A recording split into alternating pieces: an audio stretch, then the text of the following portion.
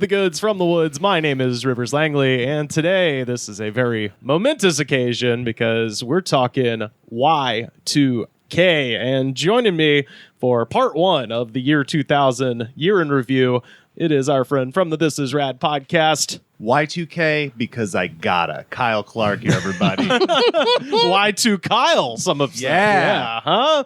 And also joining us from the once and future, I'm sure at some point, podcast, What Did You Learn? Luke's striking a podcast looking pretty good soon. Yeah, absolutely. It is our friends, Luke. What's Jensen. your last name again? Okay. Are you doing a one-name thing now? he's like Prince. Actually, Prince wasn't even Prince in 2000. Anyway, we'll get there. And also our friend, Monika Scott. Hey. welcome back to Disgraceland. You only got that right always. because I fucked up first. No, I've always gotten it right, even on our podcast. I would only ever say your first name.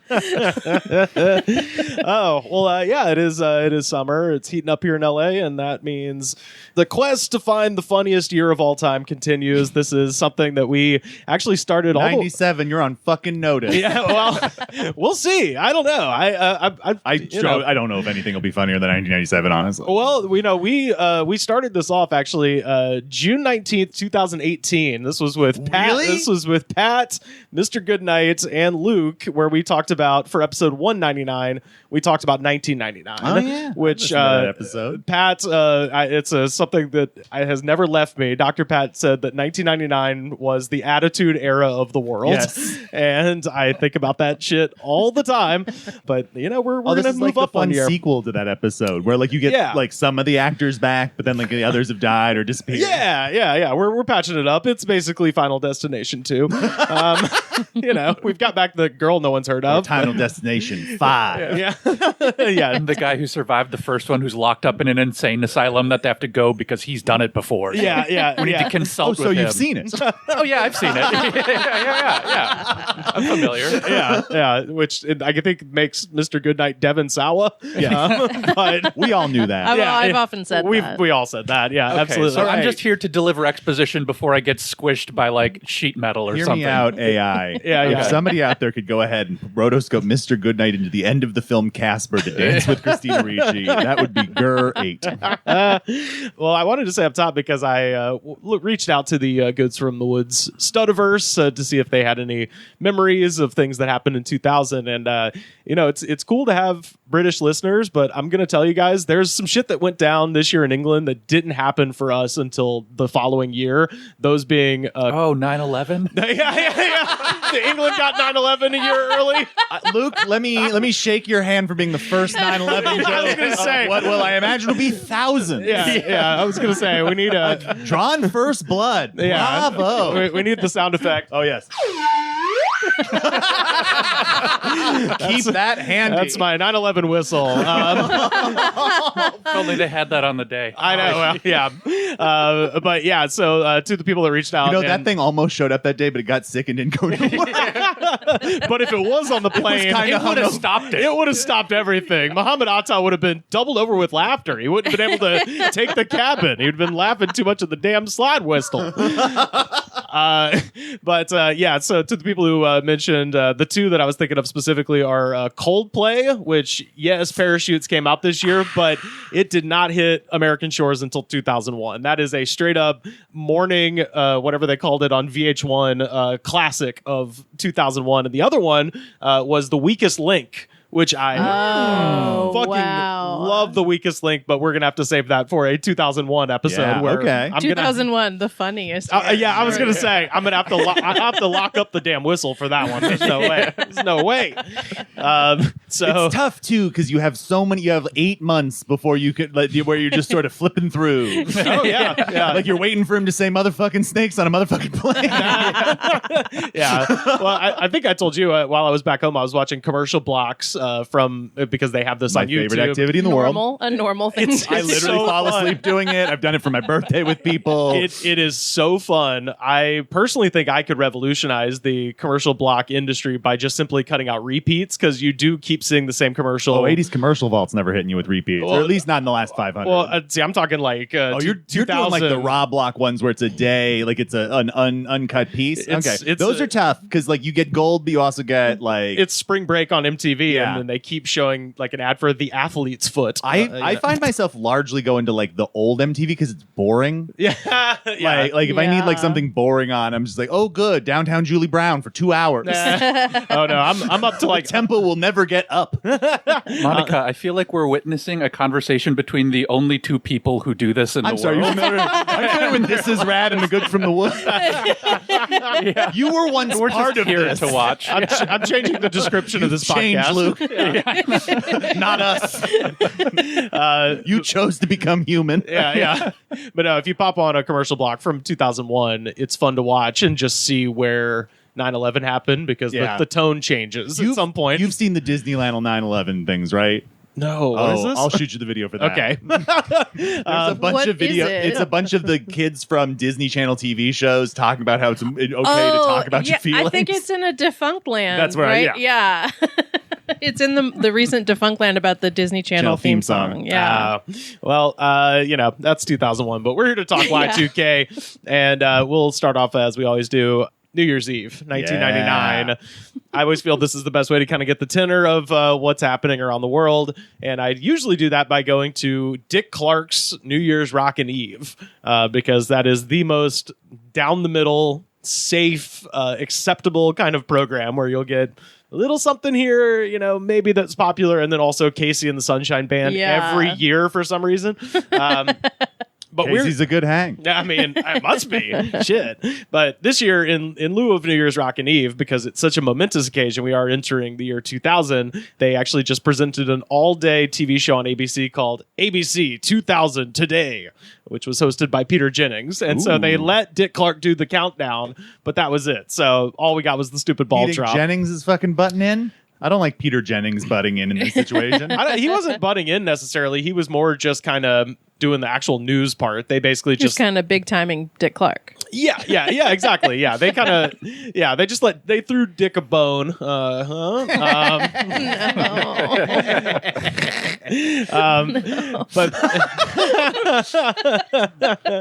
But what instrument do we use for Monica disapproving? Because that'll be another one.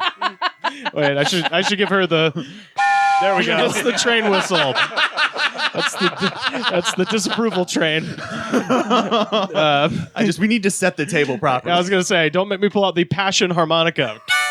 The Shout out show to has Teresa Butler. become a full morning zoo since LaGroix. the last time I was here. Well, Yes. a funny thing that happened during COVID. People started mailing me shit to do this with. So now I just thank you. Shout out to Davey Red for sending me all the. You guys are really back to us, like post us knowing who our fans are now, Yeah. and really find out. Oh, you guys are freaky too. We can really push this. Hell yeah.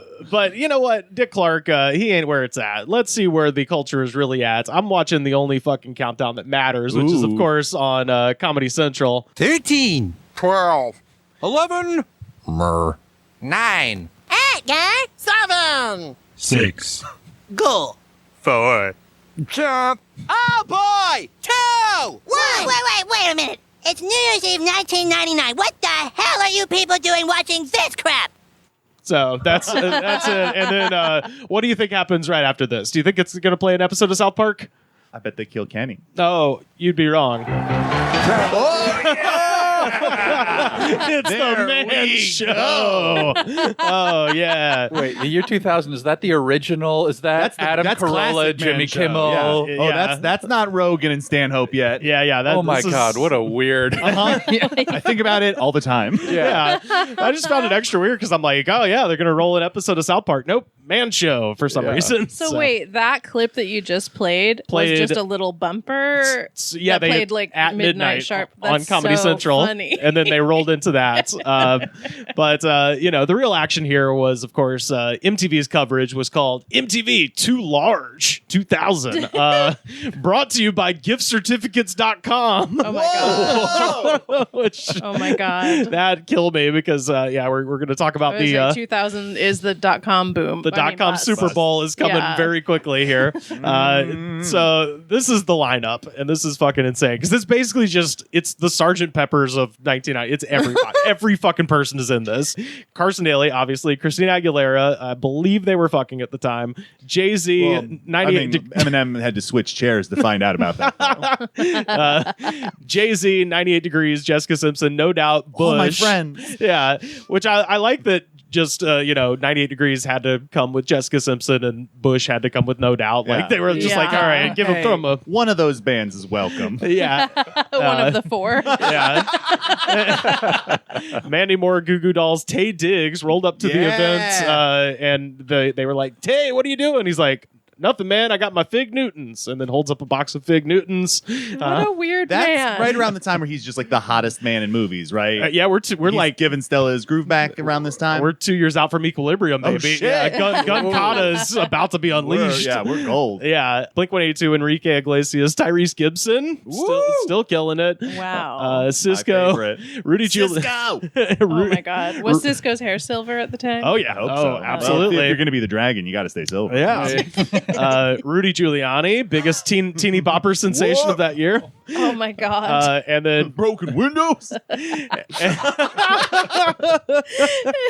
And then of course Kathy Griffin, and Kathy Griffin, she had the D-list. She had that was a big year for her, wasn't it? It was a big year for her, and it's amazing because even at this early date, she is still the queen of intrusive thoughts that she says into microphones. So Kurt Loder at one point says, quote, "We've got our very important guests here, like Kathy Griffin, and we're going to be asking everybody about the 1,000 years that is now receding into history and the 1,000 more to come." Of course, just too much gravity for I fucking MTV. love Kurt Loder so much. Kurt Loder being parodied on South Park is still funny to me, where it's just him smoking a cigarette and going, "I've got to be the oldest person here by 1,000 years." But I do just want to see him being like, "Well, Cisco, what do you think about the War of the Roses?" But yeah, he I'm said, here with Cisco talking about the Industrial Revolution. And now we'll throw to Ashanti.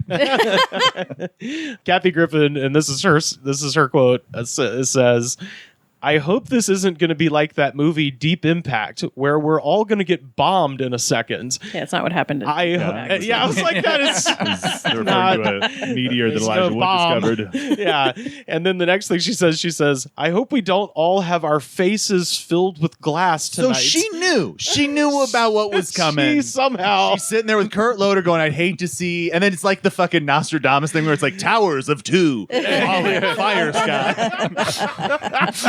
Yeah, somehow. And I'm just like, just stop talking. Yeah. Keep going. Never stop. What was the reaction to that? They just kept moving on. This is Immediate 99. cutaway. You can say anything. Yeah. Oh, it's so loud, I think, because you watch this footage, it's fucking crazy how loud it was. It would be probably pretty wild to have been Town Square 2000. Yeah. That like 99, 2000, like sitting there must have been bananas. Oh, yeah. And one guy showed up that I wasn't expecting, and that is, of course, Puff Daddy is here. Hey! And he is just a scant 72 hours out from shooting into the air in a nightclub. And is that the J-Lo nightclub one? Yeah, where Jennifer Lopez, according to vicious rumor and innuendo, snuck the gun out of the nightclub in her purse. They're great people. And Oh my god! and his That's a fucking down-ass friend. Yeah. She's a keeper. Well, no, her Gun in purse equals keeper. Oh, well, she got off scot-free. The real down-ass friend is Shine, who is his protege, who got arrested and ended up serving 8 years in jail. This is around the same time as when they go and beat up everybody for the Nas video where they're crucified. Oh, yeah. Am I supposed to remember who Shine is? No. Okay. No. The only thing... No, it's a great question, Luke. The only thing notable about Shine was he was the first rapper to make an album over the phone from jail. So he's the guy that pioneered making an album. He's the Sugar Hill Gang to Lil Wayne's future. Of Gucci Mane. Yeah. Gucci Mane learned everything he knew from Shine. But I did get a little curious about Shine because I hadn't thought about him in years either. First of all, observe the traditional code of silence. Real G's move in silence like lasagna, and that he didn't roll on anybody, and he's still tight with P. Diddy to this day, even though he took the pinch for him. If you take the pinch, they better be fucking nice when you get out. Yeah. So he immediately got deported back to his native Belize. Less cool. Yikes. So he gets out in 2009. He gets to Belize. He converts to Orthodox Judaism in a wild twist. And in 2012, he endorsed Mitt Romney because Obama didn't help him get not deported. Which all politics are local, folks. Whoa. And then this is wild because there's two people that you don't expect to just end up congressmen that are, because he got into politics and was elected to Belize's House of Representatives in 2020. His platform was raising the salaries of police and increasing penalties for those who commit crimes. Oh, you got Stockholm Syndrome. He is currently Belize's equivalent of the House Minority Leader and is expected to run for prime minister in 2025. My God. Yeah, so What did he have the guy? Like, he didn't commit the crime, right? He like took the fall. Nobody rolled on anybody, so they don't know. Yeah. Basically, they got into a fight at a nightclub. I could see a guy like that who takes the fall for other people. That's becoming kind of intense. Yeah. But he did get Puff Daddy to Belize for the first time, so he became an ambassador for the country. And then, lucky for Belizeans. What do you call people from Belize? I don't know. Sorry to throw a Belizeans? tough one out there. Yeah, sorry to throw a hard hitting. I don't know the demonym for folks from Belize. I'm so jealous you knew that term. Oh, demonym. I spent a lot of time on Wikipedia. They have a segment on MTV of what they call bad New Year's Eve stories, and this one starts out pretty shocking. People have had bad New Year's Eves, that's for sure. In fact, we asked, so let's go ahead and show you some of these New Year's Eve sob stories. Take a look at this. All of my New Year's have sucked, and I'll tell you why. Okay, ready? We're at this party. So I'm at this party. We were all at this party. We got invited to this huge party. And everybody's there. And we're walking down the stairs, and I see my sister on the couch with my cousin, and they're going each other. The two girls. So we get some incest going. Keep that running. It doesn't get more. She said they're both girls. It doesn't get more interesting than that. Yeah. Incest is allowed when it's. Yeah. So they just keeping the doors open. They start the segment off with just some incest action going. Fucking wild. Yeah. Now here's the thing. That editor knew what he was doing. Yeah. He was like, I have sitting in that bay working at MTV. Yeah. It's the year 2000 broadcast. I would like to hope there are 1,000 weird edits in there. There's just some 28-year-old fucking cynical asshole. Yeah, well, because everything after that was boring. It was just people being like, I puked so much. Right. And you're like, Okay. Wait, can we cut back a couple here? Because everybody else. You kind of spit me into a tailspin with the incest thing. My brain is not able to process this fucking Guido from Long Island story about being naked at a party. I was so focused on the accent that it was like a full 3 seconds after she said it that I was like, oh, incest is part of the story. Oh, horror. Maybe by marriage. I don't know why I'm taking the stance. Yeah, it's just funny to me. They also set up, MTV did a Catholic confessional booth in Times Square and had people go into the booth. That girl said that her family saw that on TV. Like, that's what I'm thinking about. Right? Like, that's what I can't stop thinking about is like, that aired on television. Like, people she knew who knew who those people are. I mean, it's funny to think that, like, I think nowadays, if you see some doofus come at you with a microphone and a camera, like TikTok and YouTube and all that stuff has made it so prevalent that you're like, no. Yeah. Get away from me. Not today. I just love how I don't think it didn't used to be that too was not honest, top of so mind. open. It's like, let me tell this person this very like fucking weird thing that like, and just to broadcast out. Yeah. People were also so much rougher about that kind of information back then. Like, they just thought it was funny only. Oh, yeah. And not horrific. Right. I mean, I guess this is all segueing into the man show. Yeah. All the pieces line up. Yeah. They also have a Catholic confession booth set up in That's Times still Square. insane to me. Like, the MTV building a weird Catholic confessional. So this is the true confessional from New Year's Eve. This segment, I believe, is introed by Blink-182. I hated my roommate in college freshman year, and So I went and I told all her friends that she was a slut, and now she has no friends, and the people that she was going to live with kicked her out of their apartment. You're a bad person. Also, these fucking people who are like, That's just no awful." sluts around here. You're right. Like, that is just terrible. It's just a bad thing you did. The listeners can't see this, but if you watch the video, they have them through like a Catholic confessional thing. Yes. But you can, one, still see their face, and two, they don't alter their voice. No. Yeah. Yet again. Like, Nope. Nope. Is this all like a group of young women who are sociopaths who showed up to year 2000 New Year's and were like, let's confess to it all. Yeah. oh, you're shooting me in profile? Well, then they won't recognize me. Yeah. I mean, maybe like Times Square MTV headquarters was sort of a beacon for that type in the greater New York Maybe area. all their parents were dead, so they're kind of free to say whatever. They keep cutting to a man wearing a checkerboard Cat in the hat, which God. just perfect little pin yeah. in the timeline. And Was that the height of those hats? Yeah, absolutely. 'Cause That's I a- can- Or was that a few middle years school, earlier? I have such a distinct memory of like people wearing those all the time. Like I think like Yeah. late Yeah. 90s, like the rave world. right. Is- It was wait, what was everyone's deal in 2000? yeah, good question. So I was 13 going in, and I Okay. turned 14, 14. In midsummer. Yeah, so Okay. I am 8th or 7th grade and first back half of 7th grade, first half of 8th grade. Okay. I was 11. I think I was in I have 5th thought you grade. were older than me else this time. Really? So mature. No, it's- You do grown up shit. I feel so bad now. That I'm a 34-year-old child.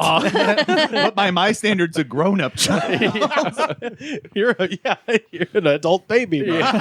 So you turned 11 or you were 11 I that year? turned 11. Okay. Yeah. I think I turned 16. There we go. That year. Hell yeah. So I have a Probably- lot of memories.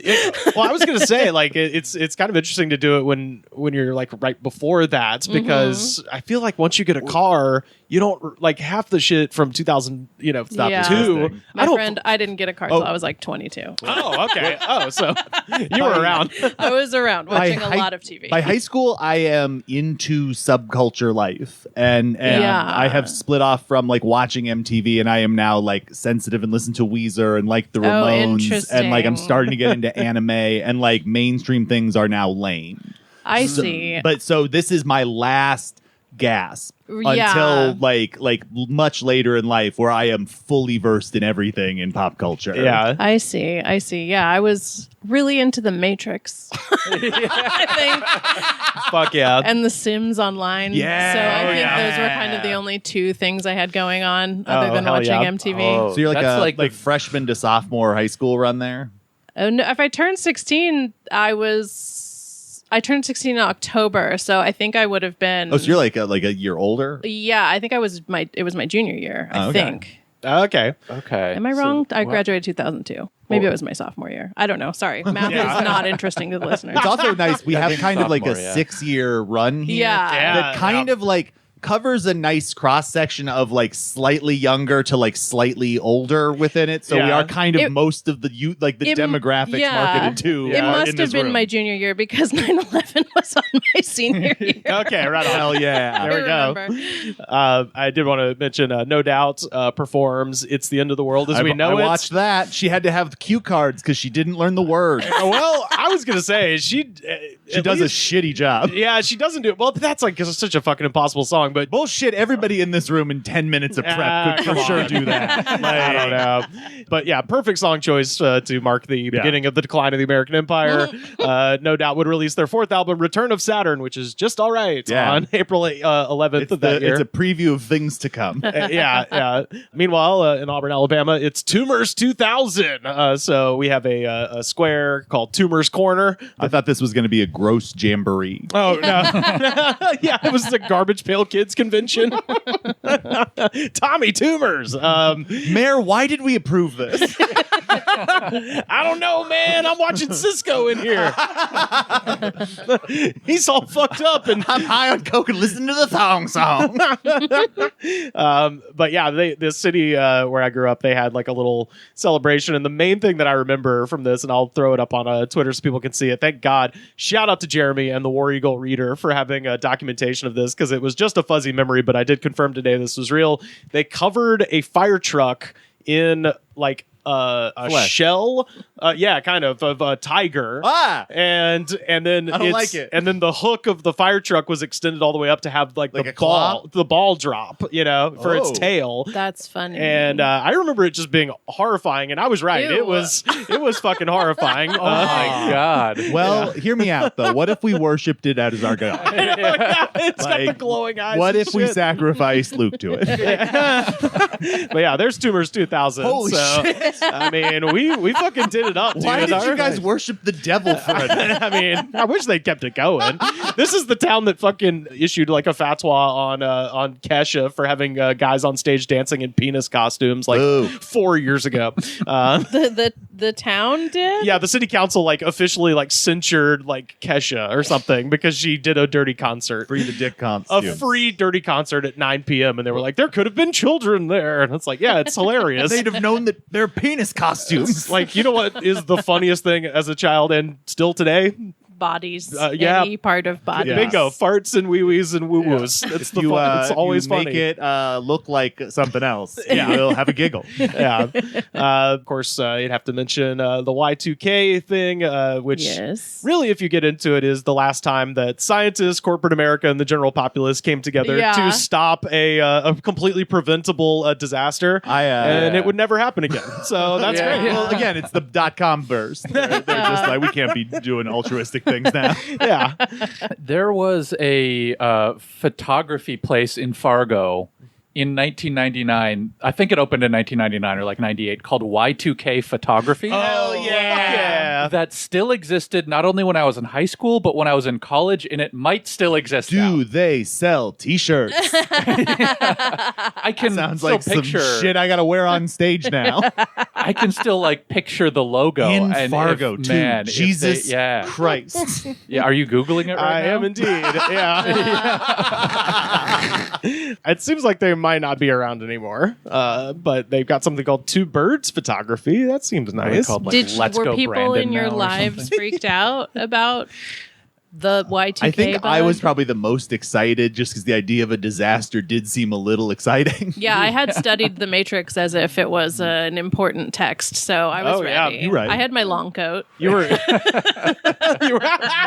Hells yes. Wait, did you to have one lunch with high school Monika Scott. I don't know that I had anything interesting to say. But I bet but a lot I of looked weird. opinions and some takes. I had ever- 2 long coats, thanks. Did you ever see two black cats in quick succession and just think, maybe. No, but I did like if I was walking by myself to school, this might explain why I don't have any friends from high school. I would like do the moves. You know what I mean? In my little coat. Hell Wait, yeah. you'd like do the thing where he's blocking Yeah, all the I'd like punches. try to and like shit? do Fuck the yeah. Trinity moves or whatever. I mean, I hell can't yeah. really remember them now. Question. Oh, like Thank her big God. like You jump like- kick Yeah. at the The beginning crane? of the movie. If you had gotten caught, would you go not like this? Oh man, Monica's doing crane kicks out near Legoland. Yeah, I really was a huge Oh God, I forgot this is San Diego that you're wearing No, this no, coat in. this is Long Beach. Oh, it's Long Beach now. even better. Oh, okay. Yeah. I thought I it would was still say you're in Carlsbad. less danger Walking than to San Wilson Diego. High School in Fuck Long yeah. Beach. Just a true dork. Did you ever try to explain to the lunch ladies why everything tastes like chicken? No, because also something funny about me is I never figured out where my school cafeteria was the entire time I was there. Whoa. I was mostly failed by public school. So California schools are exactly as depicted in films. It was fucking huge. It was so big. You guys just could wander off. And I went to orientation and I Wilson still is pretty big. never knew where the cafeteria was because there was something called the cage. yeah. Where it was just a cage outside and you could buy like steamed Taco Bell branded Yep. like bean burritos. And then there was like The pizza stick. a teacher who would like go to Costco and buy like cases of like cup noodle and Hot Pockets, and you could buy stuff from them. So those were the two things I knew about. And people would talk about a cafeteria, but I think I literally found out where it was like after I had graduated. You have to like go in and like cut back vines. You have to go and like shit. downstairs. It's like in a basement. There's like tropical birds flying out as you walk in. It's a building. If I never had classes in that building, I just never would set foot in it. You didn't have like a cafetorium?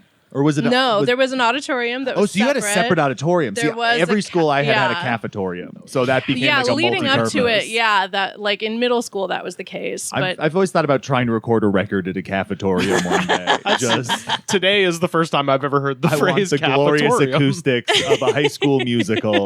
with the like bench and tables that come out of the wall. Absolutely. Yeah. And so the kids, half the audience has to sit with their backs against the table. Yes, exactly. Well, let's set the mood for New Year's Day, because the first single that I could find that was worth the damn released on New Year's Day 2000.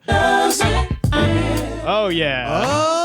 Fucking Yeah. D'Angelo. On a little lazy Susan. Yeah. Getting rotated by a PA. And one, yeah. The grand rumor that he's getting blown through the video. I mean, yeah, hey, I think Kurt Loder mentioned that on an MTV News break. Oh, really? Dispelling that rumor. D'Angelo denies that Yes, he that's- was getting service during the recording of Untitled (parentheses). How does it feel? But How Does It Feel is it's a perfect soundtrack to talk about the first big sports story of the year, which is January 4th, 2000. Bill Belichick is introduced as the new head coach of the New York Jets, and before taking the podium to address the media, he took out a napkin and a Sharpie and wrote, "I resign as head coach of the New York Jets."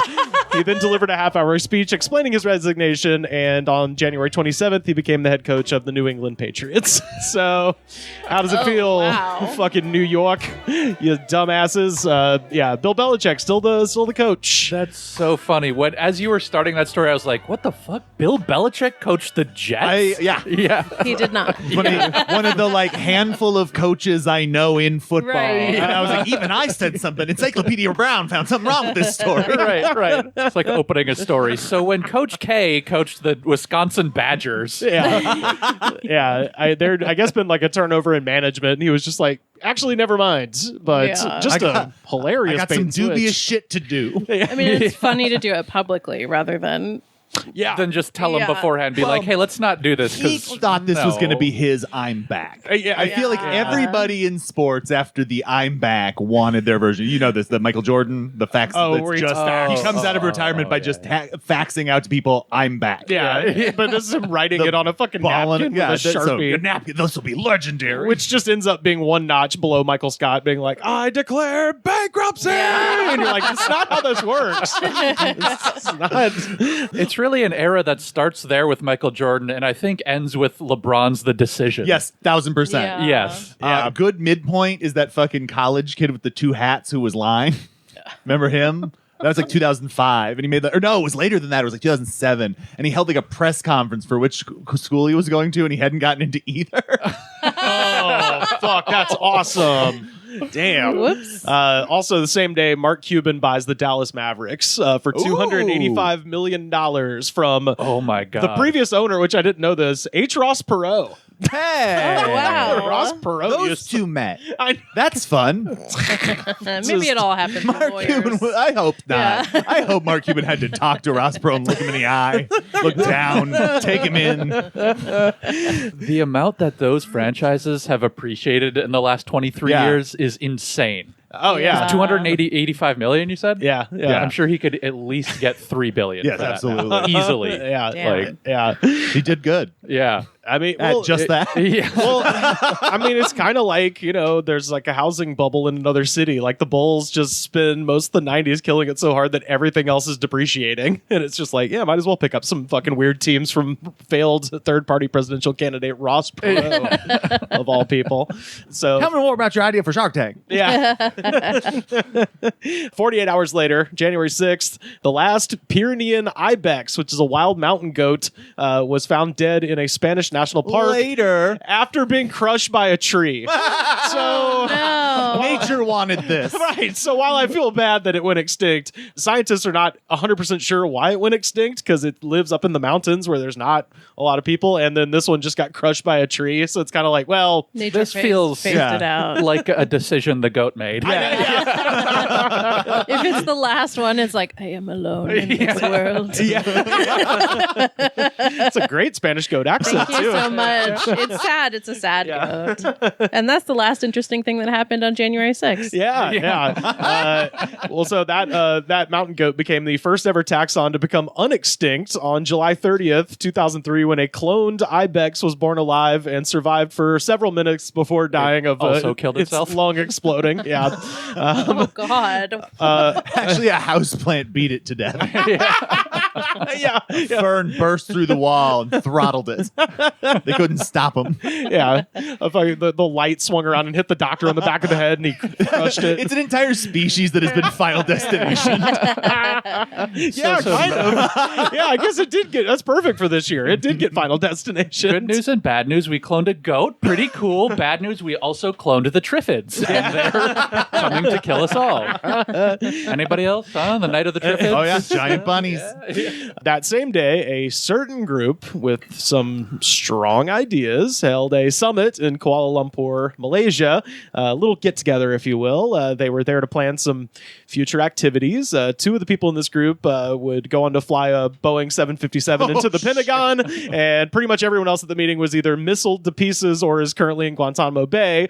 By the request of the CIA, the Malaysian authorities videotaped the entire Al-Qaeda meeting, but supposedly no sound recordings were made. Every single person was photographed leaving the meeting, and American investigators did nothing.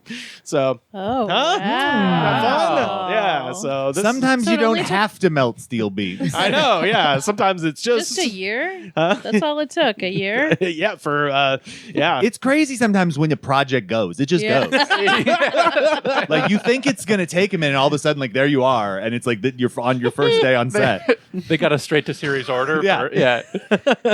That's crazy. That's like weddings take longer to plan. Yeah. Well, they got two because we got the U.S. Cole coming up later this year. Yeah. Well, to be fair, they didn't have to write thank you notes after theirs. That's true. Yeah, yeah. I mean, that's the best part about a suicide bombing is you just don't You're have done. to. Yeah, Yeah. you're done. You don't have to write anything. January 9th, Malcolm in the Middle premieres on Fox. Hey. Wow. Yeah, so I saw Frankie Muniz at Panda Express one time. That's all I have to contribute to this.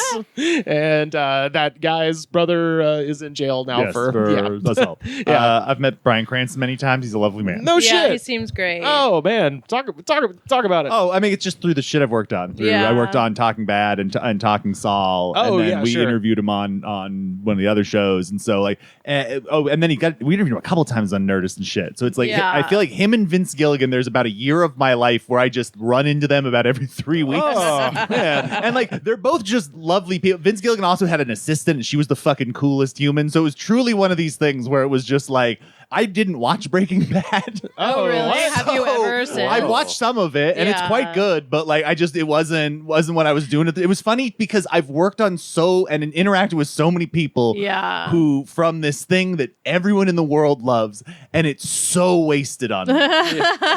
But Cranston was great. He was always a sweetheart. Vince Gilligan wins for the GOAT for Sweetest Man, just because I always have the distinct memory of when I was at Hardwick's wedding, I was having a full tilt panic attack just because there was so many people. Yeah. And I was standing in like the drink line, and I just needed to like grab someone to focus and talk to. Yeah. So I looked for the first human face I recognized. And it was Vince. Said their name and started talking to him, and God bless Vince Gilligan. Wow. He So sat and listened to me funny. for like 15 minutes, just because I'm having a tough time, but Yeah. he's a good listener. Yeah, So, that is so that's the funny thing is like everyone who made Breaking Bad is a lovely human Yeah, I being, bet. and one day I look forward to watching their nice program. Oh, man. I have seen the first episode and the last episode. You know Oh, what shit. I did recently is I watched all of the various elements of it in chronological. chronological So like order. So Better I watched, Call Saul. Yeah, we watched all of Saul, then Breaking Bad, then El Camino. So this is a weird Highly thing recommend. now too. Is like Taylor, my girlfriend, has just watched Saul and seems to have no interest in any of the rest of it. Just likes the character of Saul Goodman. yeah, I mean, wow. honestly, Saul stands quite well. Do on you its own. ship him and that lady real hard? Because that's a thing I've come to discover is a real subworld. Oh, is yeah. the- and the smoking buddy. There's a lot of music videos I've come to learn that are just romantic songs with their nice moments together. Oh, like fan edits Yes, on TikTok. there are many fan edits. Honestly, I'm really deep in the fan edit world on TikTok. Those are the only videos I get. But it's mostly about Succession, which is even funnier because it's like the most boring visuals possible of like old fucking white love guys. that. But Bryan Cranston's a gift, and we should all celebrate him at all times. Yeah, I did have to look up. I was at Panda Express and I was looking at him and I was like, I'm like 99% sure that's him, but he has a bunch of like sleeve tattoos now. So I had to he's like, a real tough guy. I had to like Google a recent picture of him. I was like, yeah, but that's him. Yeah. Bryan Cranston? No, Frankie Muniz, the middleman. Yeah, If Bryan Cranston had gotten a full sleeve in his 60s, that would be. I believe so funny. fucking what's his face? Daniel Day-Lewis has a half sleeve. What? Yeah. Did he That's cool. quit? Yeah, he's Right? retired. He was But done. because I guess he's like Yeah. he like does not dress fancy. Like No. he's kind of like a trash bro. Yeah, and his A son. lot of Ed Hardy. No, a and lot of like Harley murdered Davidson. out outfits, like all black, but like a little bit like sleek. Are we Yeah. going, With fucking are we half going sleeves. tactical? I don't think so, but again, I'm not watching him all the time. Yeah, well, and his son is a young MAGA rapper now. Is he really? Oh yeah, big time. A genre I just learned. Oh yeah. exists. Oh, it's bad. January 10th, America Online announces an agreement to purchase Time Warner for $162 billion. This is still today the largest ever corporate merger. Yeah. And in my world, this ultimately sealed the fate of World Championship Wrestling because there was only one man who gave a shit about wrestling on TNT and TBS, and that man was Ted Turner. And as soon as they dialed his power back, there was no one left to stand up for wrestling, and it did not come back until AEW launched in 2019 on fuck Turner. off, Goldberg. Yeah, they Damn. fucked the whole thing. But what's funny is for the next year, WCW in its dying throes is genuinely the worst wrestling that's ever been created, but it's so bad it's like The Room level where you're like, I mean, May I recommend the Matt McMuscles documentary on YouTube that he has a half an hour piece about the history of WCW, Yeah. Highlighting some of the most insane bullshit I've ever seen. it's amazing. Holy fuck! Oh, yeah. it's real fun. Rivers periodically like things. My wrestling is adjacent to video game YouTubers who I Yeah. like, who also like wrestling. Yeah, yeah. So I'd say about once a month, Rivers gets a very specific question from me. And he knows the answer. Every single time. Yeah. It's why it feels like a real gift to just be able to go to a direct source every single I was time. going to say, you made my morning this morning with a text that just said, I'm going to need to know everything about the Wyatt family. I was like, Yeah. oh boy, I See, stand. we have to book a gig now. I 'cause stand that's, ready. That's a 3-hour run. Because I saw people in overalls wearing sheet masks, and I was like, "Have I found my wrestling group?" Oh yeah, I got the Bray Wyatt T-shirt. Follow the buzzards. Also, by 2003, AOL had bled out due to the advent of Yeah. broadband, and they got jettisoned. And now, Did any of you guys have AOL? Oh yeah. yeah, and then I had instant messenger. I had Instant Messenger, but like No, outlasted we AOL. were in AOL. Well, how were you on Instant Messenger? you had a CompuServe? it was a separate. You could download Instant Messenger as its Yeah, own but app. what were you connecting to the internet ours with? was- we were because it was a we were dial up for pretty. Ours was we were dial up, and then we went Yeah. to DSL. And Yeah. we were a wireless household before anybody I knew. Whoa. Yeah, did that's wireless crazy. stuff. So yeah, we went wireless in like 2002 or 3. Damn. Oh wow. Like we're still on dial up in 2000, but we're right Yeah. around the corner because I also like I had a computer in my room because I had a lot of homework to Wow, do. trusting. Exactly. parents. Hell yeah. And so that was part of what I became aware of with wireless was just because like, oh shit, like I have internet on my computer in Yeah. my room.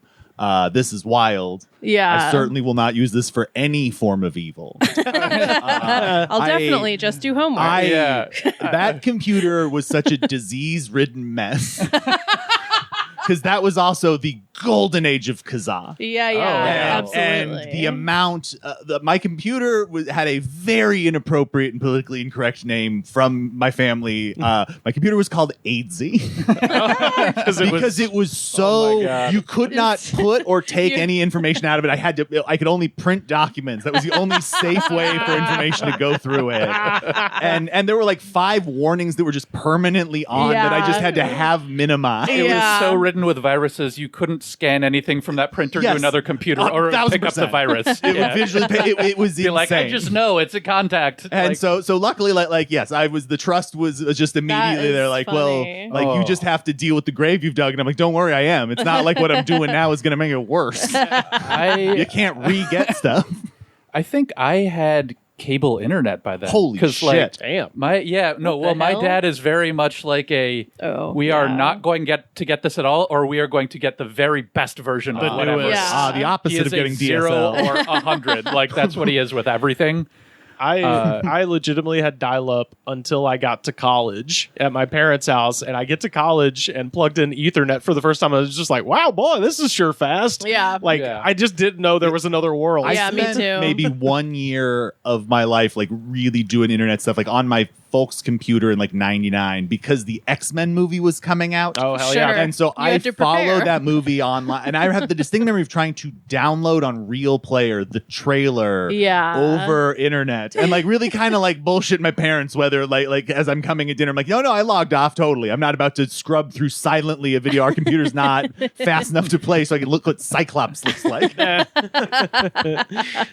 Kyle, I similarly had a computer in my bedroom. Yeah. Wow. And I What'd don't you know- catch? Well, the story there is how that computer ended up in my bedroom, which I don't think I've ever told on the podcast. All right.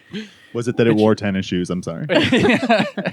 Well, it was, we had like the family office, Yep. right? Where it's like when you walk in, my mom's computer was straight ahead of you, and then like sort of forward and to the right was my dad's computer, and then just straight to the right was my computer In the same room. in the same room. Wow. So it's like a little computer lab. Yeah. It was okay. a little home office that we had there. And then I remember one day I was looking at, early 2000s internet porn. Sure. Yeah. Keeping one ear out, like, okay. Yeah. Is anybody The initial walking way up the that I started stairs? only listening with one thing and why I mix in mono. Yeah. This classic. This is all I've ever done. My left headphone has never had a function. I hear my dad walking up the stairs. I'm like, oh fuck, and I'm like trying to click out. Yep. Classic like sitcom frozen. situation. It freezes. Yeah. Yep. Keep in mind, we had a dual monitor setup. I have 2 monitors. Oh, Full of pornography Yeah. in front of me. Just full. hell yeah, dude. These are not pop-ups. There's multiple windows with multiple. Salute, sir. You remember, like when you couldn't like play the video inside the thing, like you'd click on it and then like You're- it would download and QuickTime would I come up. And absolutely you got, like, do. You're in multiple. you're in James Cameron's editing bay. Yeah. Of porn. There's a lot happening. Every variety. It's a whole buffet that I've laid out for myself here. That I Every- took my time setting up. Every Can I- race, every nationality. I'm going to ask you a profoundly dark thing real quick. Have you ever gone back and seen any of the pornography of your youth from those early computer days? Sure, yeah. So yeah. I found the same way with the first time I saw Goodfellas and Jurassic Park and they looked like old movies. The first time I saw like pornography from my youth that now looked vintage and weird was a real like, I've gotten old. Yeah, but the way that it's sold, it's not like old like film grain. No, It's yeah. like a Sony Handycam. Yes. Yeah. And anytime they sweep by It's a like window, too it's like sharp. Yeah, there's the motion blurs. You've learned enough about video to know why this is fucked up and poorly done. You realize that porn has gotten better at video with everyone else. right. Before they had like a boom mic, and it's all like in camera. Yeah. And so my dad walks in, and I'm just like staring at my computer, like fuck. And he walks over to his computer, sits down, and I'm sitting at mine, 2 screens full of porn. I look over at him, back to my computer. He just like turns on his computer, starts working. I'm like, and I'm like trying to click out. It won't click out. Eventually, after like a solid minute, I just lean down under the desk, unplug the it. computer, Oh, of course. and just walk out. We never talk about it. Wow, this is the But- most Midwestern I was about shit to I've say, ever heard. But then the computer ends up in my bedroom. Fuck yeah. Whatever you make in the future, that is an episode. was gonna say. That is the best story ever. Incredible. Like that is a classic. That needs to the people need that. Luke. Like they need your experience and strength and hope. Yes, I will. Yes, I can do that. All right, that'll go in. That's fucking glorious. So one day after that AOL merger, at a speech in Florence, South Carolina, George W. Bush says, quote, "Rarely is the question asked, is our children learning? And so this is kind of the birth of the Bushism. And here's the thing, folks. Today, if you're younger, George W. Bush, by the average American, if such a thing exists, is sort of remembered as, at worst, a sort of good-natured dope.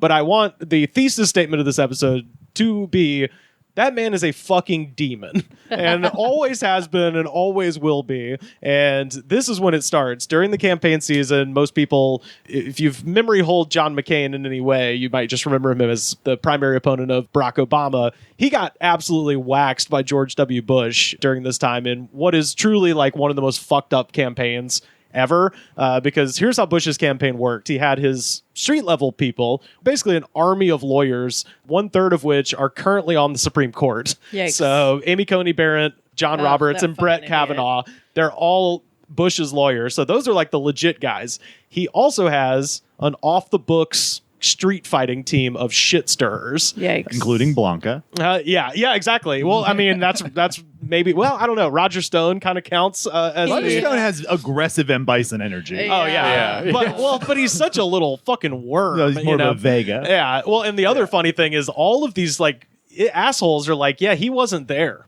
Like Roger Stone claims credit for all this shit that we're going to talk about with the election in November, but like most of the people are like, no, I did that. I'm the shithead. That guy's claiming credit for the terrible things I did. Yeah. Which makes me think none of them did it. And like, that's the conspiracy. Yeah. Well, I mean, they did it because it happened. It happened. Yeah. Oh, I forgot history. Yeah.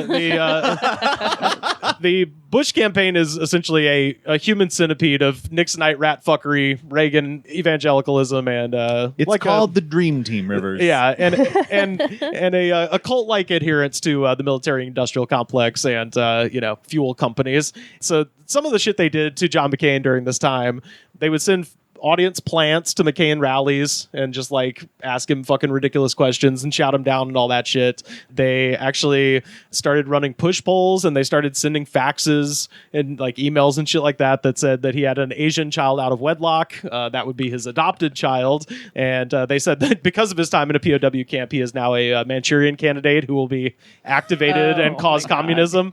And also they, in addition to being a guy who fathered a child out of wedlock, they were also like, oh, and he's gay too, because that is the underlying thing behind this whole campaign. He only had sex with that lady to make a gay Asian baby. Right? Yeah, exactly. McCain obviously gets pissed about all this, and during the debate, George Bush walks over to him and puts his arm on his shoulder and is just like, "I just want to tell you, I didn't have anything to do with that." And John McCain's quote is, "Don't give me that shit and take your fucking hand off of me." So, John McCain, not a great guy, but that is funny. And he has his moments. Yeah, in absolutely. the hierarchy of guys that aren't great, he's better than He's Bush. one of the ones that you wish wasn't as dead as some of the others. Yeah. So that's was the dumb guy stuff just to get himself out of trouble? I think so. Well, it's obviously an act because he's a guy who went to Yale and Harvard, and he's from Connecticut, and he has a fake Southern accent, and he walks around with a fucking cowboy hat. He's doing redneck face, Yeah. to be, this like man of the people, and you're like, you are an oil executive, right? You are a guy who started a company that couldn't find oil in Texas, so he might be a fucking idiot, know. But yeah, that was his company Arbusto, which is Spanish for bush. Yeah, he sucks. He absolutely fucking sucks. What's Spanish for machine head? Good question. So, January 14th, Melissa Etheridge reveals to Rolling Stone that her two children, David Crosby, were fathered by David Crosby. I think about that all the time. Anytime, for no reason. Anytime I saw a picture of David Crosby, he always has this smile that you're just like, yeah, I love it. I'm those kids. That's a good, that's a solid comp. That's a talented kid. Oh, yeah. So January 18th, we've got 3 pretty big music releases. We've got Pink releases her first single, There You Go. Yeah. And her gimmick was that she was pink back in those days. I always... And she was like ripped. Yeah. Wasn't she? I have like a ton of respect. Like a career that from that era... almost nobody survived. And not only she survived, she is like more relevant and respected. She like has truly joined like the elite of like American pop music standard. Yeah. It's like fucking wild. Well, because at this point she just basically comes out of like the LaFace Records factory, just like, oh, here's a new one. She seems like one of those people that's like still huge, but unless you're like plugged into Pink, like you don't really realize how big she still is. Like if you went to a Pink concert, your head explodes because it's in a stadium. Yeah. We also get the release of Kryptonite by 3 Doors Down. That comes out this day. But I mean, let's cut to the goddamn chase. Here's the big one. This is the song of the year. Yeah. Absolute fucking like unquestionably, this is the one. Yeah. So this shit is when I started because I knew this was the biggest record of the year. It was the biggest record basically of all time at that point. But when you actually start looking at the numbers for NSYNC's No Strings Attached album, it's insane. So they sold 2.4 million copies in the United States in 1 week. And it became the best-selling album, not just of 2000, but of the entire decade. So the first thing that happened in 2000, nothing ever got bigger because the record industry died about 3 years later. Right. But it's still... This whole time period is like a weird chunk that is going to be a bunch of weird music history books I got to start doing. Yeah. Now that we really historically can clock that is the end. Yeah. And that there is stuff like this that is truly you do not realize that this is the end of American pop as it has existed for a half century. Oh yeah, and sort of how the music business worked, right? And most of its almost like comedy. It has a thing happening like that, but refuses to acknowledge it because it's run by old vaudevillians. Yeah, it's truly the end of the monoculture. Well, and so does TV and so does movies now too. Though they're all where music was in 2000. Yeah. You know what's fun though? This year, music fucking crushing it. Oh yeah. And you might ask how ubiquitous was NSYNC in 2000? This is a real commercial for one of their shows, I believe in Portland, Oregon. Go ahead. Scream if you want. There's no escape. There's no escape. So they're like, yeah, just go ahead and buy this for the kids, you dumbass. I remember my they're gonna cry until you pull out your wallet, you dummy. Bought tickets for his daughters to go see that, and I just remember forever him talking about how much fucking money he shelled out for NSYNC. Yeah, I wonder how much it was. The sentence "fucking money" I shelled out for those NSYNC tickets as a phrase is something I just associate with a single man in my life. Yeah, but yeah, this is my first vote for who won the year. I think we did 1997, and we determined Will Smith absolutely won 1997, and it wasn't even fucking close. This year, I mean, there's dead 2 years later. Yeah, pretty much. The Willennium just didn't happen. It was as much of a wet fart as the Y2K thing. Will 2K, if you will. That song is wild now when you listen to it. Oh yeah, it's somewhere when I was just driving around places in 2020. I did a run where I just listened to a bunch of that era of Will Smith stuff. Yeah, oh yeah. And it's just because it's just sounds like a time and also is just melting. Yeah. January 21st, the Boondock Saints is released, and honestly, we could do an entire episode on Troy Duffy. Yep. Because we can all watch the movie Overnight, the documentary. Did you guys do that ever? No, it's amazing. Oh, fuck me. That is about Boondock Saints. It's about the making of Boondock Saints and what a fucking piece of shit that dude is. It is bananas. Yeah. Watch it immediately. So Troy Duffy, Troy Duffy wrote Boondock Saints on his cigarette breaks, working at a bar in LA, and there's a quote from him that it's what bar do we know? I'm sure I could look it up, but I don't know. Yeah. I think he said it. He says it's in the not documentary. The Powerhouse, is it? No, it's somewhere on Melrose. Okay, yeah, because he said because it's a douchier thing. Yeah, it might be Jones or some shit. It's lightly upscale, so it makes it even lamer. Right. This is what I wrote down. I said this really is an earlier era because nowadays he wouldn't have written a movie. He'd be a mass shooter. Him describing what inspired him to write this movie sounds like one of Robert De Niro's voiceover monologues from Taxi Driver. Quote: I decided right there that out of sheer frustration and not being able to afford a psychologist, I was going to write this. Think about it. People watching the news sometimes get so disgusted when they see a woman drowning her kids, guys going into McDonald's and lighting up the whole place. What is he talking about? He's writing a manifesto. He says, you hear things that disgust you so much that even if you're Mother Teresa, there comes a breaking point. This sounds like the guy who built the Killdozer. Hear my out, though. Sometimes like reasonable. Do you guys remember when you're like a person who loves the Ramones and you hear the Stooges for the first time? Yeah. I've been listening to that Chris Dorner manifesto for a long time. And to hear like what inspired that is just a really interesting history. Yeah, he says whoever did that despicable thing should pay with their life. You think maybe Oh, just for a yeah. minute that whoever This is a did that shooter. should die without a fucking jury, and I was going to give everybody that sick Okay, fantasy. so do you guys remember that Bobcat Goldthwait essentially did the same thing? Yeah. Oh, yeah. Absolutely. Yeah. What was that called? American. God Bless America. God bless Yeah. America. American Dad. Sorry.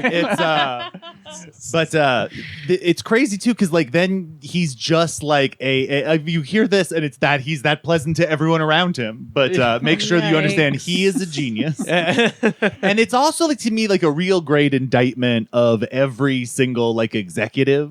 Because it has all that energy of just like, this guy's wild, like this guy's real. And it's like, Right. no, you're just also a coked up white guy. Yeah. He's fucking insane.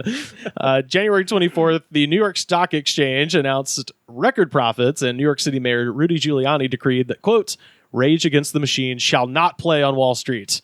January 26th, Rage Against the Machine plays on Wall Street. Love you boys. Fuck yeah. A band I thought I'd stop loving at some point, and instead stronger than ever. Hell yeah. I saw Tom Morello on the picket lines, Fuck the yeah. writer's strike picket lines Yeah. at CBS a couple weeks I ago. like the idea and that he it's just like beamed in. He's like, I know when I'm needed. So he yeah. Oh, I was gonna say it's like I think he goes there pretty frequently, which one like pretty unsurprising that he's pro union. Oh yeah. Yeah. But I think maybe one of the first few times he went, he like played whatever little acoustic concert. And Yeah. it was like all the headlines and stuff. But like the time I went, I don't think anybody else even recognized him. Oh, Yeah. Like I was just walking. was he wearing like, a different kind of shirt? I mean, he just like looks like Tom Morello, Right. you know? Yeah. He's a pretty distinct looking dude. Yeah, but I was just like in front of him, and he was just talking to whoever was like walking behind me, and like the guy was just asking him, it's like, oh, so what do you do? And he's like, oh, I'm a musician. He's like, oh, okay, that's cool. Yeah. And it was just funny that like at some point I was like, this guy's gonna figure out who he is, right. Yeah. and the whole conversation just kept going, and it's like, yeah, you know, like. I don't know, touring's cool, but you know, it can be like 7-8 months a year where you're like not seeing home. Yeah. And you know, and he's like, you know, I think he's fine like not being recognized, but it's just Sure. funny just being like, figure it out, man. Yeah. He's giving you all the But I clues. bet it's also nice He's that the snowman in you. You had all the clues, Mr. Police. What are you like? But that's got to be kind of nice too. That like this guy's like he has no idea. I can just speak openly and is this my best friend? Oh yeah. No, he posted something on Twitter maybe about 3 years ago that was like, you know, where basically he just said like he was with his kids at Disney World and or Disneyland maybe, and he went to the Star Wars ride, and one of the people in the Star Wars world like went up to him and shook his hand and was like, "It's a great pleasure to meet a high-ranking rebel general," you know, because he knew who he was, Cool, man. and he tweeted about it, and I'm like, That's you know cute what? as fuck. Right. It's like that's what I was saying. And I'm on all the lefty shit stir Facebook groups, and somebody posted that and they're like, Tom Morello's being cringe. And I was like, Tom Morello is the realest dude in the room. Yeah. Yeah. Shut your fucking mouth. That guy showed up to Brookwood, Alabama to the coal miner strike, showed up at 8 a.m., bagged groceries, played a concert, stood on the picket line, took pictures with everybody who But wanted then one. he went to Disneyland. Yeah, you mean exactly. to tell me that Voided. someone in a lefty Facebook group was annoying? Was annoying. Yes, exactly. That's You're like, weird. yeah, this is, but yeah, Michael. Do you know how crazy my anxiety went away when I realized, like, oh, I don't have to listen to all that. Like, I can just be alive. As he was There might be leaving- people with emotional problems here that are filtering this in a way that I'm taking as literal. Yeah. yeah, As he was leaving, he was there with his son, and you know, there's always food at those things. yeah. And as they were leaving, they each took like a slice of like cold Costco pizza, and in my head I was like, you have too much money to be eating this pizza right now. Hey, There's 20 restaurants within a block of Hey, here. he gets hungry too. yeah. Michael Moore filmed the video, by the way, when they did this and got arrested. And as he's being dragged away, he screams, "Take the stock exchange!" Right. And This was my Don't parody really- me in Team America. yeah. So spicy Michael Moore era. but what's funny is about 200 people did rush inside the stock exchange, and Tom Morello's quote is, "We got just inside in time to see the giant titanium riot doors slam shut." So that's how we found out that the stock exchange has titanium riot doors, because Rage Against the Machine, tried I mean, to it's take not them. a bank? Huh? Like what? Like who? What? They're gonna fuck up some computers? Yeah, well, they did shut down. Who cares? Rage Against the Machine shut them down for the day. They stopped trading and they closed. It's Zoolander throwing the computer. Yeah, it's like it doesn't do anything, even if they got in there and fucked it up. Look, I'm not saying that the leftist plan was to run until they found out there were gates. Yeah. But a team of supervillains is at the same time planning to take over the entire world. Arguably, they need gates even more at Wall Street because if everybody gets in and they're like, wait, this is all just made up? Yeah, 100%. Wait, there's nothing here. This Yeah. is all just a bunch of, this is Just bullshit? fake Yeah. numbers. Yeah. Pay no attention to the man behind the curtain. Yeah. The next day, George Bush said, "I know how hard it is for you to put food on your family." Fucking loser. And on the and on the 30th, What comic do you think when they die will reveal they wrote all the George Bush lines? and on the 30th, we got the .com Super Bowl, which is, of course, the St. Louis Rams beat the Tennessee Titans 23-16. The MVP is Kurt Warner. Who cares? This is the E-Trade dancing baby. This is the Pets.com sock puppet voiced by Michael Ian We Black. have one of those somewhere. I bought one at a liquidation store. Like it's a little stuffed version of the Pets.com dog. Oh wow. Zero regrets on that purchase. This was in like 2002 too, so it was like a funny buy.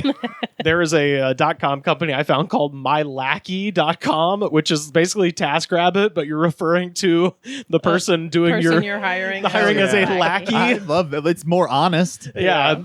There is also this really confusing commercial I found for something called snowball.com, which seems to be where couples go to put their arguments before a public forum and have them settled. So this is like an official Reddit "Am I the asshole?" Kind of thing. So this is really strange. Sounds like a donkey. Well, when we moved in together, we had way too much furniture. There's this one chair that we called the donkey because the way it sounds. We decided to take our argument online. We wrote this story. The chair. This is a business. It's hideous.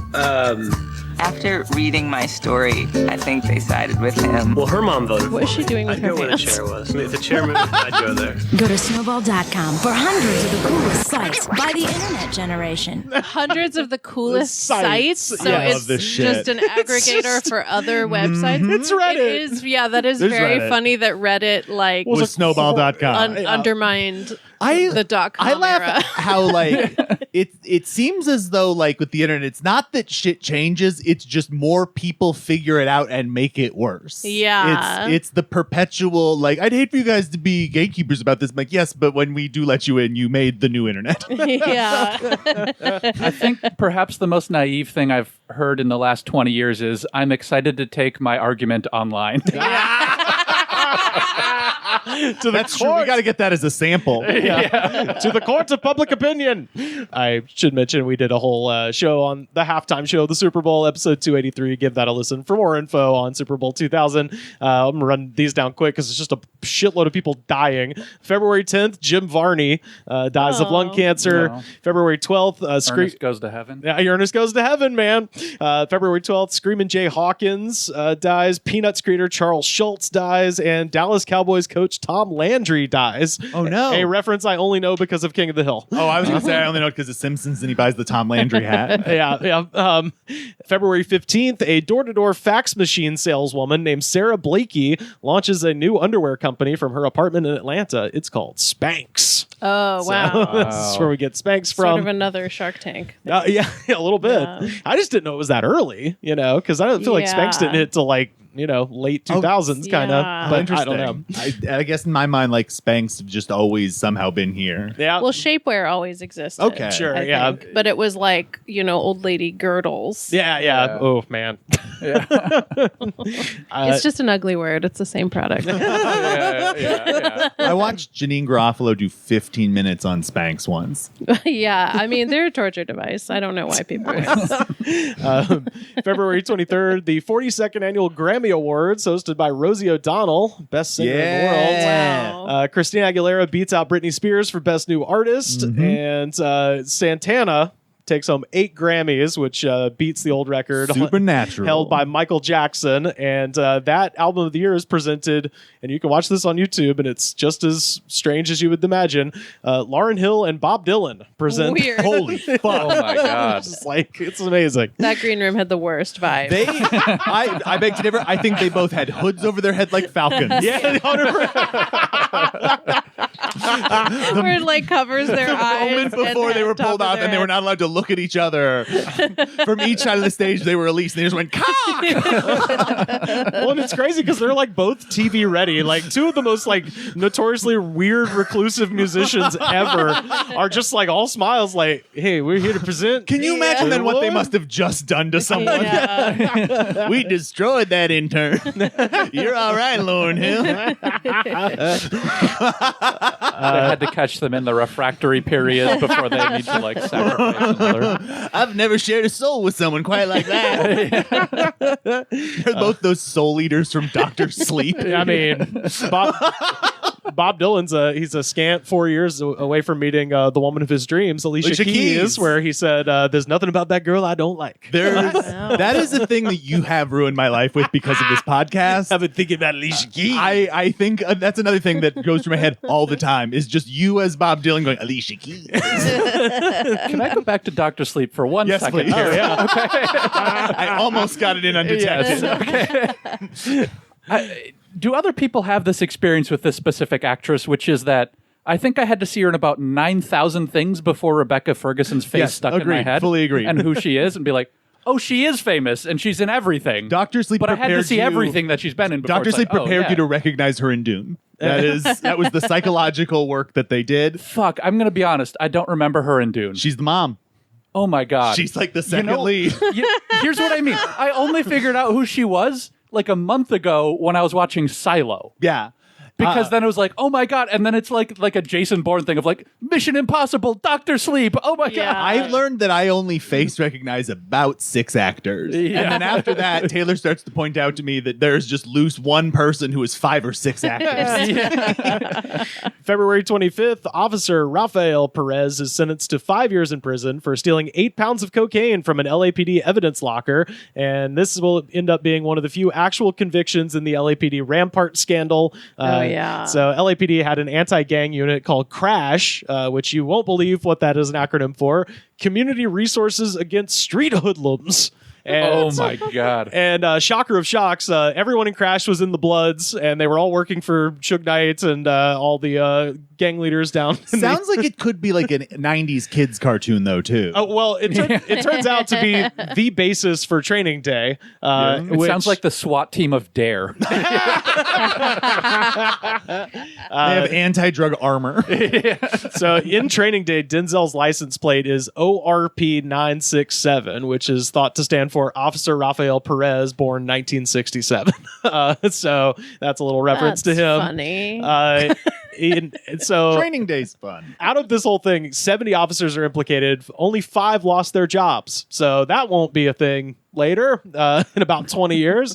After his sentencing, Rafael Perez said in a statement, quote, "I cheated on my wife. I cheated on my employer." Oh, take it easy. You're not in trial for that. You're like, we didn't ask. That's not the issue. Now I'm feeling confessy, okay? It's actually all the murders you did. That's not a crime, actually. It's all that. I've been stealing oranges for years. It's all that organized crime you were doing.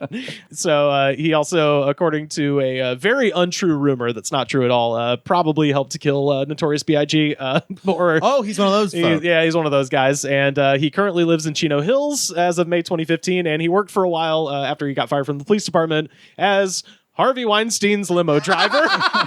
Oh my God. What? Amazing. This industry, villains helping villains. It's just... Oh my God. I was like reading, I was like, I might not include this. And then I was like, actually, I'm definitely including that. That's fucking wild. It's like, yeah, who drives your limo? The guy who killed Biggie Smalls drives my fucking limo.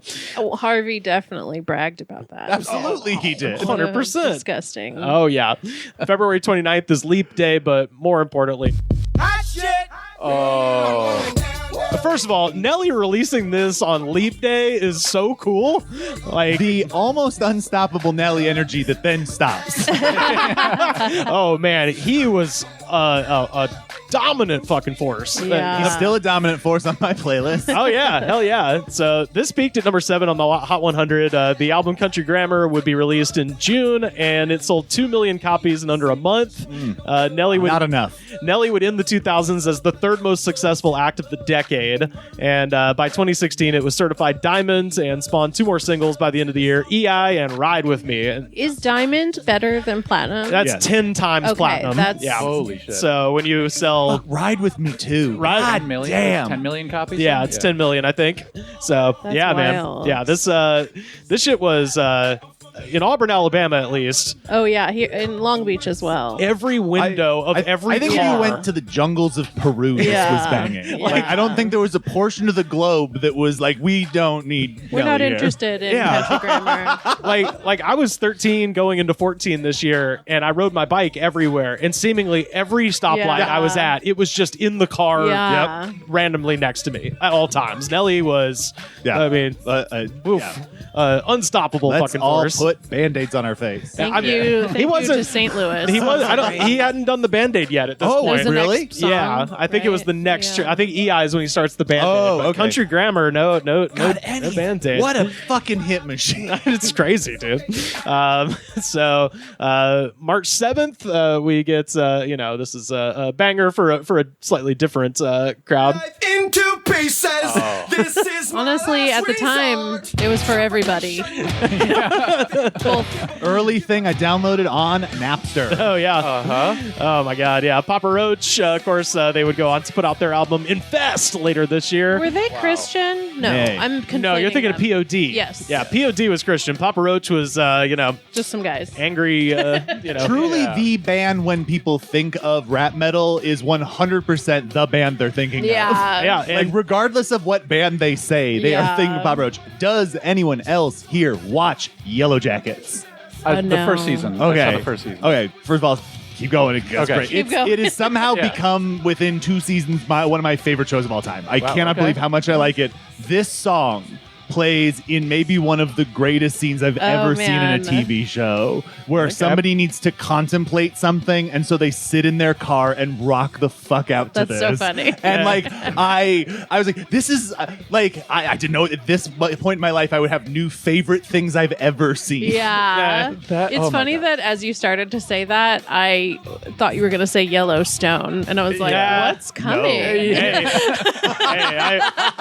I grew up in a place with a lot of fake cowboys. This was definitely on the playlist for sure. I can request Quaid, but not Christina Yeah, Ricci. it's yeah. If this ended up on Yellowstone, it would make more That sense. would be the great. than- I'd watch Yellowstone for then, that one you know. episode. Dude, Red, Similarly, have you watched Beef on Netflix? Not yet, but it's They have so many great needle drops from this era. fuck yeah. Because Oh, that's it's funny. sort of built I'm- around like Yeah. I'm a quote-unquote real- elder millennials, Yeah. like you know, Yeah. okay. I'm a Stephen real Young and fucking Ali tool Wong. for every 95 to 2005 needle drop you want to throw. I'm just like, congratulations, I have a fucking you weakness.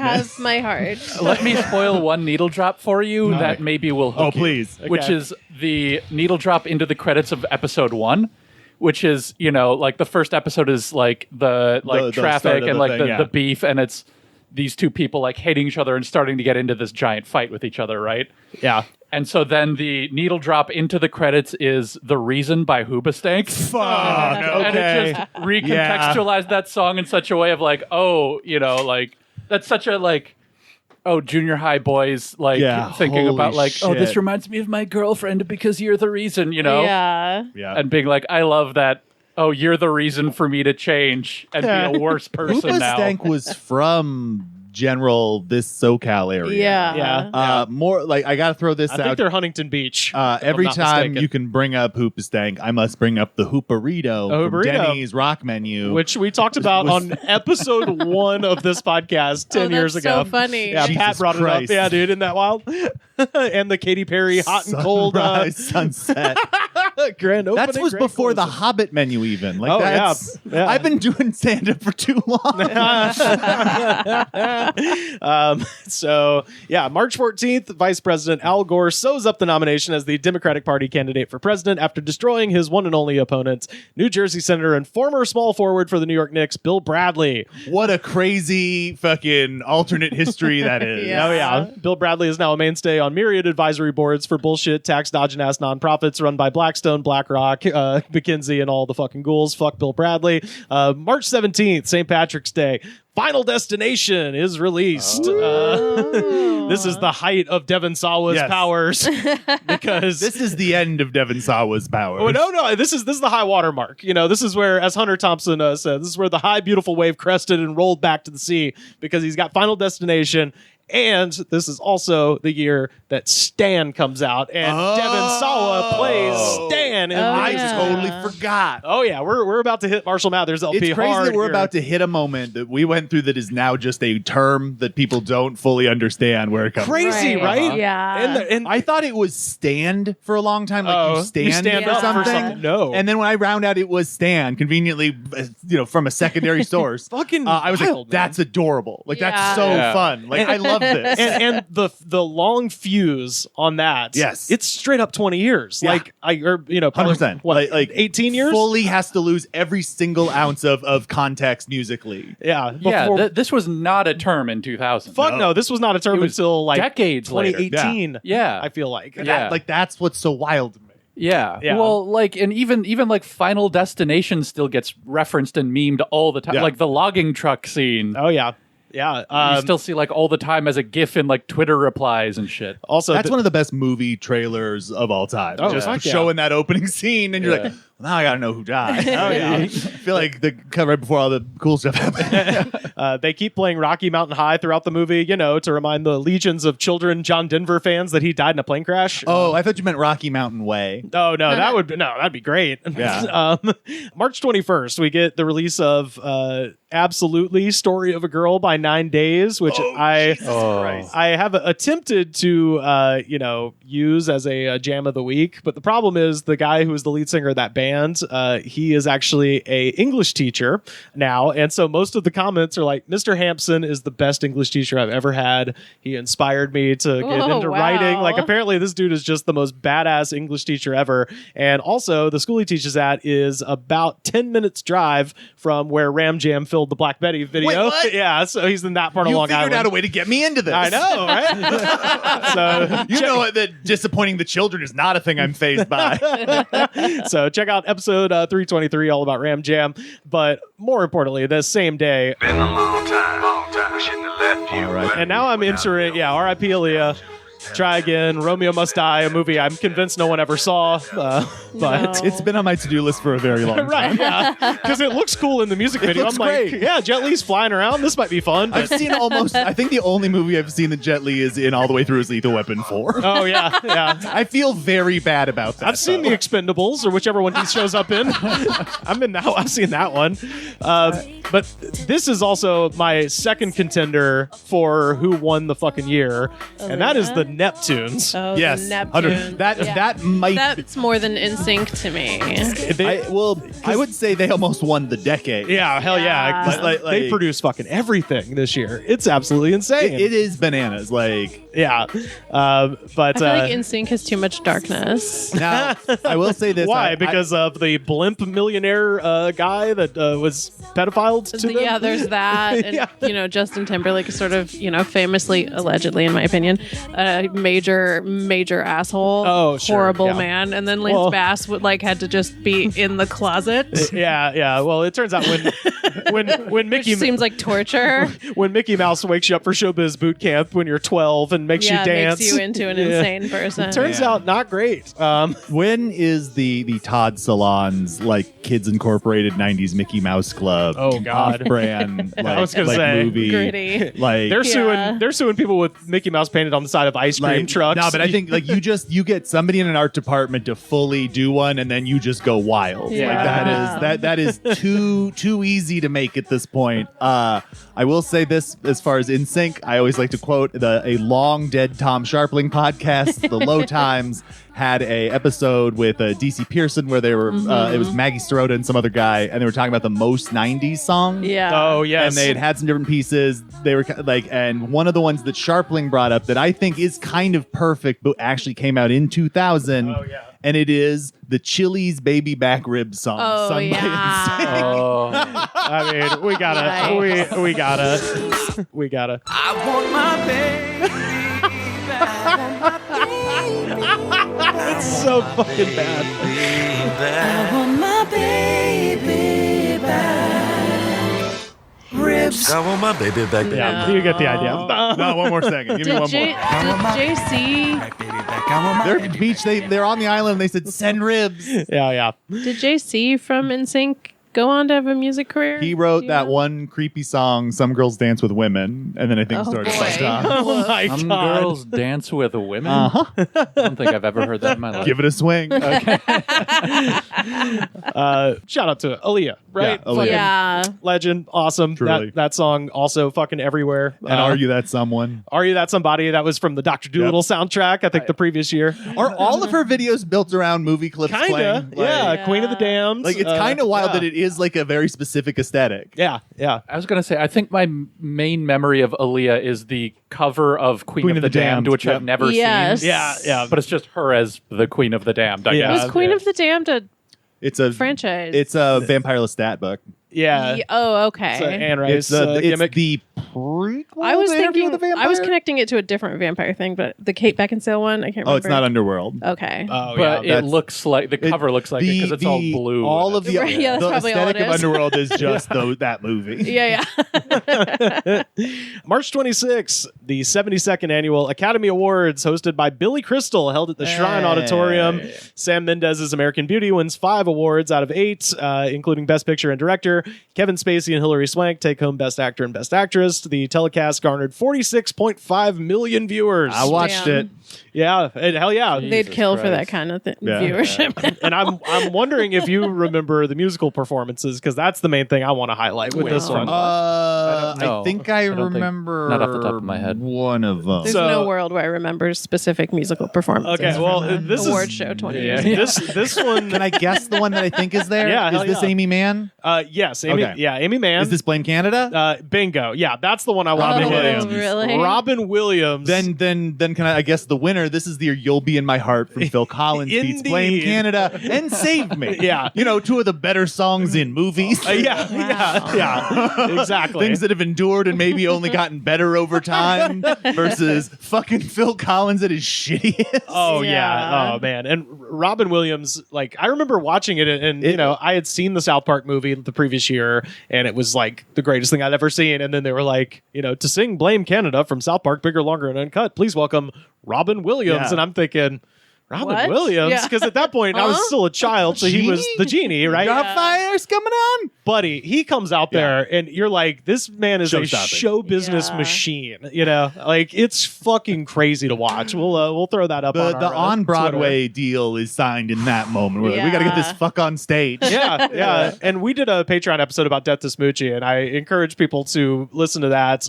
because that is, I think, the apotheosis of everything he's good at, because they let him do the singing and dancing, but it's also filthy. Yeah. Yeah. And unfortunately, it's a movie no one saw, but you're like, if you just want to see a man burning with the power of the fucking sun, just doing show business, watch Death to Smoochie. And this is, as far as I'm concerned, the lead up to that is him doing Blame Canada on the Oscars. March 31st. High Fidelity is released, giving hope to all chubby hipsters that you might become some sort of sex symbol by just Yeah, singing yeah. Marvin Gaye. Really empowering the most Can I annoying make men. a dark confession? I've fucking never enjoyed High Fidelity. No, The guy has always bugged the shit out of me. Wait, who? Yeah. Like the John Cusack. Oh, okay, character. good. I thought you were Just going to the say Jables, and I was about to fucking jump over this table. Like Jack Black at the ending, which I only saw years later because many times I kept trying to watch. It was like, I fucking hate hate this so much I can't keep watching it. Yeah. And then like finally, and that's not the end. I'm like, oh, so it's good because like the last half hour really makes up for the entire. Because like half hour, 8 minutes. I would say the sequence where she says like I can either like go like drink and cut myself or fuck you in this car because I don't want to feel is quietly like one of my favorite scenes in movies. But it's again, I hate just about everything else in that movie except for that really dark moment and Jack Black singing. Did you ever try to watch the Zoe Kravitz reboot?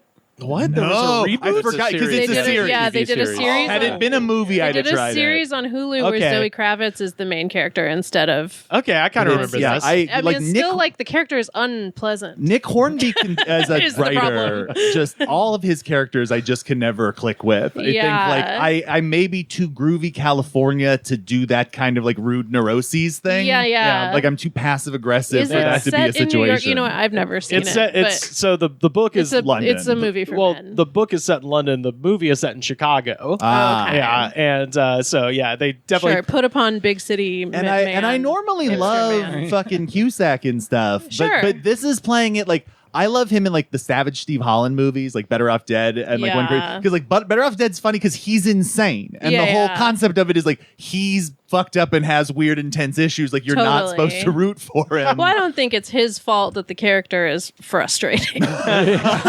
no, and you know, I mean, honestly, like I just wrote at the end of this paragraph, I wrote also John Cusack is in this film because this is the spark that leads to the fucking Jack Black Yeah. revolution Yes. that happens over the next 10 years. That is still happening. And is still happening. Yeah. And that's what I was going to say is this is the first time that a movie shows you like, hey, this guy's fucking great at what he Yeah. does. And every generation is sleeping and they have to be jostled awake by the fucking blinding power of Jack Black. Once every 5 years, he'll pop up and people are like, Jesus, he's fucking great at this. You're like, yeah, man. So my girlfriend and I have talked about this because we've got like there's an age gap, and I was like we were trying to figure out like universal things. Yeah. Sure. And going through and like I like with other friends I have too, I'm fascinated what from my youth like trickles down and survives. Yeah. And the two fucking things, Jack Black and Shrek. Yeah, there you go. That makes so much And sense. it's I mean, so- that's very and true. I I have nothing but love for Shrek. Like I'm very Sure. pro Shrek. And I've always been fascinated, especially in alt comedy and entertainment. Yeah. That old millennials and Gen Xers cannot fucking fathom the idea that the movie Shrek is entertaining to a human being.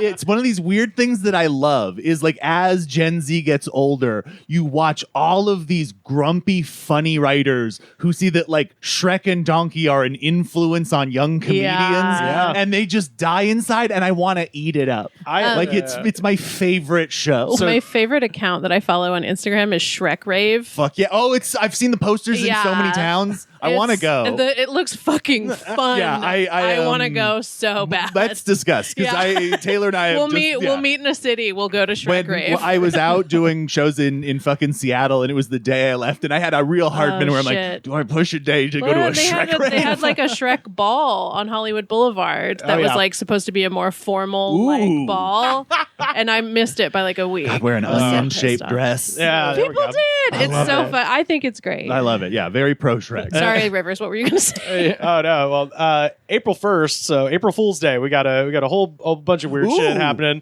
The 2001 PT Cruiser begins being sold at Chrysler dealerships across the country. A joke on all of us. Tom Hanks and Robin. A young Connor McSpadden shudders. I think it's perfect. It's April Fool's. It's like, yeah, you idiots! Look at what you're buying. You stupid motherfuckers. Connor McSpadden special is coming out soon and has his bit about driving a PT Cruiser around the country and how when you're driving a PT Cruiser through the South, it looks like you were driving a black dick into a veteran's mouth.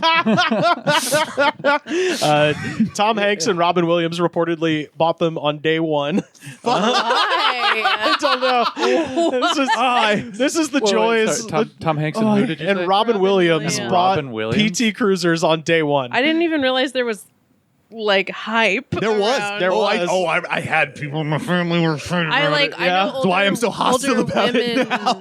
drove it Yes. mostly, right? And they were fucking stoked. April Margera is who I think of. Yes. Yep.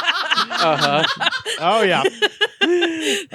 Forever who I associate with the PT Cruiser. Jesus Christ. I was gonna say this is the joy of having newspapers.com, because I could just type in PT Cruiser 2000 and then find the earliest news article when it was from April 1st. It was like This is Robin great. Williams and Tom Hanks already bought one, and you're like, where would I have gotten this Do you information? think they were like hanging out somewhere and go, you know, it'd be funny. I'm trying to imagine the It's scenario. a funny rich guy thing we could do. The Yeah, only just go thing, buy a dumb car day it comes out. the only thing, And that's why I can't have billions. the only thing I could think is they went to like the LA Auto Show when it was still a prototype, and Oh, were like, yeah. if they ever make this, we need this. Like that's the only scenario I can imagine. That same day, telecommunications companies Bell Atlantic and Vodafone come together to create a new company called Verizon Wireless.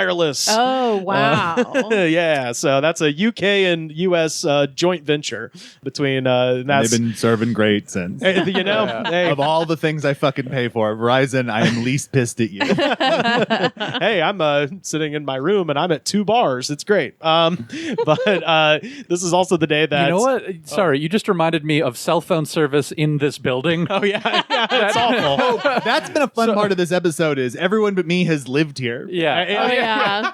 Oh, yeah. That's the other thing. Is like I don't think I've been in this building for several years. So Yeah. Oh yeah. there is a little bit of the feeling of like coming back to your childhood home and Have you recording found, in your parents' podcast studio. Have you found that have you found less has changed than you thought? Because Monica's like, hey, that's still there. Yeah. Yeah. Basically, yeah. It's like, oh man, the floors still look like shit in the hallway. Yeah. Jesus, they never cleaned them. Most of Monica's decorations are still Yeah, walking downstairs. through That the was house fun. has been very funny to see. Like, oh wow, I abandoned so You did a good job. That's the thing. You killed it with the decorations. You really lit matched out of this town. Yeah.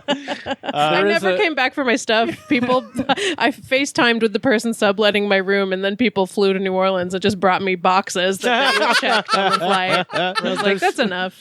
There's a flavor of this experience that's like when the main character of a zombie movie makes it back to their home to like get the supplies they need, and they're staring at the picture of their family that has since died. But it's just the Yeah. three of us sitting around a podcast mic. Yeah.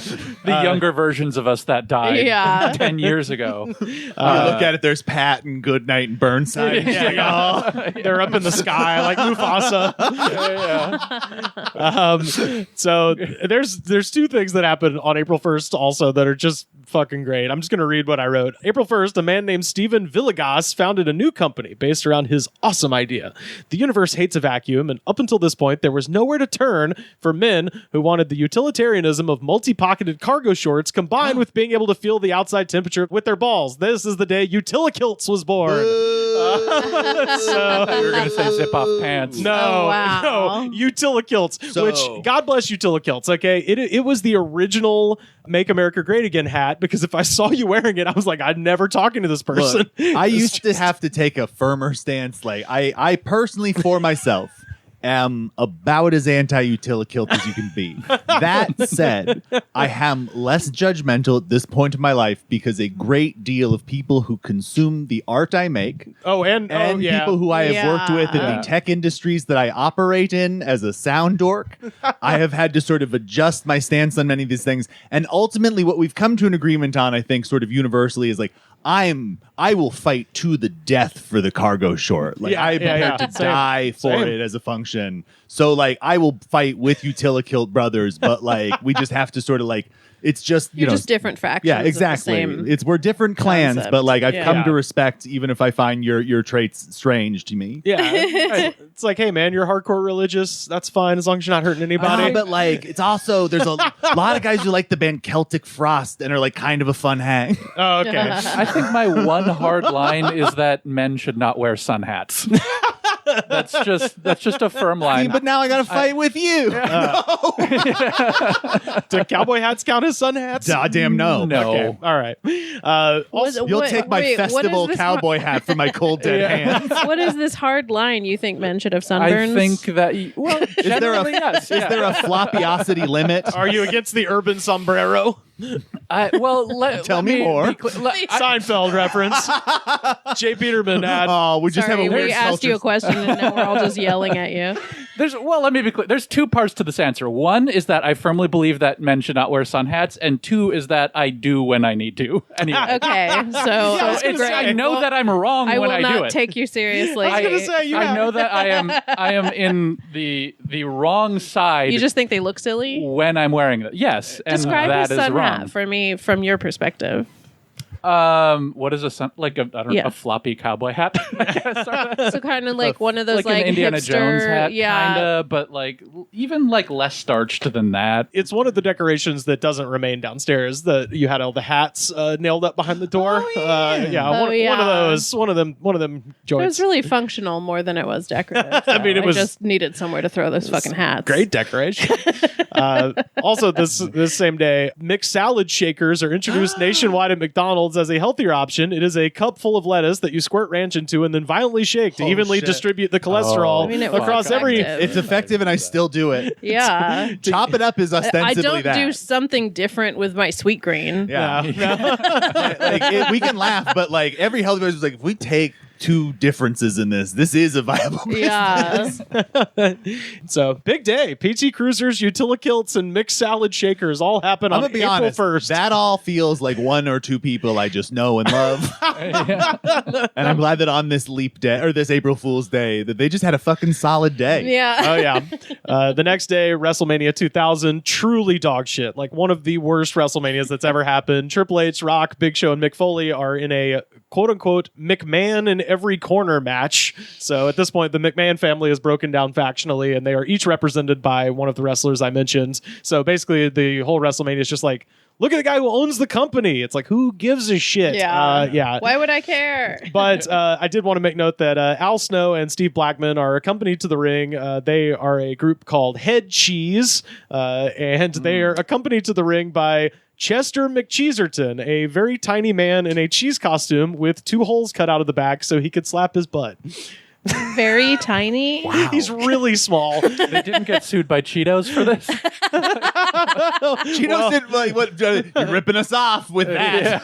Well, it's kind of this associated with us. It's kind of like when James Brown stole the riff for Fame from David Bowie, where Bowie was just like, if he makes a dime, I'll sue him, kind of a thing, because this was not good, terrible. But also to kind of compete with that, April 7th, we get David Arquette in his starring turn in Ready to Rumble. Hey.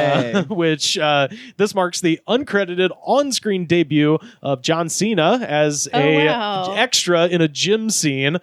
We talked about this movie extensively with Dr. Pat and Clee Wiggins and Mr. Goodnight and Ed Greer back in 2016. That is still available, but I did want to show you the branded The ravages of age. I did want to show you the branded 1-800-CALL ATT ad for Ready to Rumble starring I remember this. Mr. Arquette. Listen up, small fry! If you dial 1-800-CALL-ATT, I may send you straight to Kansas City! Oh yeah, I You can do win a trip to Kansas City Slamboree for yourself and 9 friends by dialing 1-800-CALL-ATT is for fun. collect calls. You'll get the VIP trip. There's Oliver Platt fighting Diamond Dallas Page. Whoa, what the Opening in theaters this April. Dial 1-800-CALL-ATT. Bring it on! The more you call, the more chances you have to enter, and you can win a trip to Slamboree in KC. David Arquette is fun. He is such a cool guy. I got to meet him. He showed up to Wrestling Pro Wrestling as his character. Oh, is he just a fan? Oh, he's a wrestler. That's what he's doing now. He's, I met him, like we interviewed him at one point. He is legit. Like I was delated. I was like, oh, you like just have spent He your life seems now fun. doing cool shit. You know, Yeah. you bought Crazy Girls when it was going to go out of business. He's like, it's an LA institution. What am I going to do? Not throw money at it? He's also a big, the Bob Baker Puppet Theater. He's a big financial booster of like, he just likes keeping shit weird. Yeah. And I love it. I'm going to the Bob Baker Theater. Listen, I'm plugging something that's happening this week that I just like. Oh, yeah. They have a new show called Hooray LA, and they have a P-22 puppet that they made for it. The cougar. Oh my God. It's going to be so fun. That's going to be fun. That's the LA mountain lion for people listening. Yes. R.I.P. Big ups. Big ups. Holy to shit, the 22. merch that has come since that cat has died. Oh, Yeah. the library card that you get a library card from the LA library with the P22 I have been on to there. no less than 3 gigs where I've seen different P22 shirts. I did want to mention part of the downfall of WCW as a promotion for Ready to Rumble. They let David Arquette win the WCW championship, which was that freak everybody the final out. one. So that championship carried the lineage of the NWA championship, which was over 50 years old at that point. So real wrestling heads were like, that was fucking Ric Flair's belt. That was Dusty Rhodes. That's like so this was like a capital offense to hardcore wrestling people. But in that time, David Arquette has basically, because people were like, you're the guy who kind of ruined WCW, even though it's not his fucking fault at all. This was Vince Russo, the shithead who wrote the program, came up with the idea. Yeah, and some fucking marketing department. Right. From David Arquette was just a huge fan of wrestling and wanted to make a movie about wrestling, and he did, and then he promoted it, and they gave him the fucking belt. Yeah. And, you know, whatever. So he's basically spent the last 20 years kind of atoning for that, because so many people would be like, you fucking ruined it. And now a generation has passed. People are less mad. They see it for what it is. And in that time, he has gotten fucking jacked and started wrestling for real. That's and he's so funny. awesome. And He's for our jacked now? Yeah. Fuck yeah. Watch there. Well, now I'm Of course, interested. that perked your fucking ears. There's a documentary on Hulu. Getting jacked enthusiast. Exactly. There's a I'm engaged for the first time in this fucking podcast. Well, I mean, you've been engaging your core the whole time. Exactly. There's a documentary on Hulu called "You Can't Kill David Arquette," which kind of shows his progress in getting back into the business. He goes to Tijuana and wrestles the luchadors, and like to make money during the day, they do like jumps off of ladders in traffic in Mexico City. So like traffic is stalled, they'll run out with a ladder, and one guy will get on a table, and the other guy does a flip off the ladder and breaks the table, and they carry it off before the light turns screen. If anybody here has ever, any of you seen the movie The Tripper, the movie he wrote and directed? No. It is about a bunch of hippies going to a music festival in the Pacific Northwest, and a man dressed as Ronald Reagan is murdering them with an axe. Oh shit! The Tripper. It co-stars Paul Rubens, Fishbone, Jason Mewes. Sure. It is madness. It is a ton of fun. It is pure like exploitation chaos. But there is also just my brother condescendingly made a joke that he was like, look, if they don't play anything from the band Reagan Youth, this movie is worthless. And literally the scene where Ronald Reagan kills all the hippies, Reagan Youth turned around and my brother's like, I have to buy this movie now. You fucking beat me. I called it out and now it gets my money. Nice. Now it is worth something. It's so funny. He's very like into it because it's like, it's a movie that put me in my place. So David Arquette showed up to Wrestling Pro Wrestling, the promotion that I do commentary for, and his character that night was Rob Boss. And so he was basically just doing Bob Ross. But wow. Here's the thing about David Arquette. David Arquette, because he is one of those guys who just wants to lead the most interesting life possible, is a certified Bob Ross painting instructor. So he took all the classes and now he teaches. I just found out there's a certifying body. There is. Just found out a new goal. Yeah. I could do that. So he shows up in full Bob Ross gimmick, and I'll put these pictures up on our Twitter so people can see them. And his thing is he doesn't actually wrestle during our show. He sits in the corner and paints, and literally paints like a landscape, and anything he paints comes to life. And of course, he's painting angry little trees. And so a guy in a ghillie suit runs out and beats the shit out of the person he's fighting, which on this night was Whopper Texas Ranger, a wrestling hamburger. Oh my God. Come out to Wrestling Pro Wrestling, folks. It's a good time. It's the greatest show on earth. Yeah. I want to go so bad. I continuously, Taylor and I talk about the idea of the finest entertainment money can buy, because like just certain things in life when you're a kid, like you could spend $1 billion, but like watching somebody do like slide outs on fucking knee pads with those sparky hands is the finest entertainment money can buy. And that is another great example. Like we could all watch Avengers Endgame, or a guy in a ghillie suit dressed as a tree that comes out from a painting and fucks up a Whopper. And that's as good a time. That's what I feel like the entertainment industry doesn't understand. Like you don't have to spend it. Buy more tree costumes. I also have a friend in New Orleans who for Mardi Gras every year would dressed as her drag character Throb Ross. Oh, yeah. It was really funny. Hell yeah. I'm going to run these down quick because there's a bunch. So April 14th, American Psycho is released. Christian Bale based his character on a Letterman interview he saw with Tom Cruise. Yep. Which is wonderful. If you didn't know that, go watch that movie again. Didn't know that. Well, Tom Cruise is in American Psycho. He lives in the same building as Patrick Bateman. Yeah, he's in the They next meet room. in an elevator once, and Patrick Bateman just says, I love the movie Cocktail. The book's got a couple of jokes. Yeah. Mostly violence towards women. April 18th, Elliott Smith releases Figure 8, and our friend Yorgo writes to us and says, quote, I took this album to our senior trip to Madeira Beach, Florida. It was the perfect soundtrack for a reclusive Midwestern sad boy under too much sunshine. Elliott Smith was huge for us late 90s depressives. So Oh, wow. I fucking love that record. Matchbox 20 comes out with the song Bent, which is the first single off of their second big album, Mad Season. Yep. Kid Rock releases American Badass, and that was 2000? That's 2000. Fuck, And- that's the first I thought that was 99 moment we've had. Yeah. And because Ba with the Ba is out before the album. oh, That's what well, it no, is. no, this is his second album. He's got Ba with the Ba's on the second album, though. I Am the Bulldog's the first album. that is Devil Without a Cause. This is the first I forgot single. about Devil Without a Cause. This is the first single from History of Rock. Okay. Yeah. It's incredible to be There we upset go. about yourself I'm for mad. not He's knowing right. the Kid He's Rock right. fact. American Badass was nominated for. I thought it was called I Am the Bulldog. That's why. Bull God. I'm Bull God is the name of it. It's stupider than that. Bulldog is a thing. A bull god is not, unless you're, Greek in ancient times. Kid Rock seems like a cool guy. Yeah, I did. Really I got normal. to see him live years before it was truly unacceptable to Yeah. do so in like 2008. Oh, sure. And it's one of the most fascinating things I've ever gotten to see. Yeah, that makes The sense. other thing is being at it with my brother, maybe at his snarkiest, and they start playing Ba with the Ba, and he stands up and just starts chanting it as loud and aggressively as possible. I did want to point out that this song was nominated for Best Hard Rock Performance at the Grammys the next year and Yikes. lost to Rage Against the Machine's Guerrilla Radio. So Good. fuck Wait, you, Kid Rock. Wait, which song was it that lost? American Badass. Okay. But let's talk about it. This is my next candidate for who won the year, and this one's pretty fucking obvious.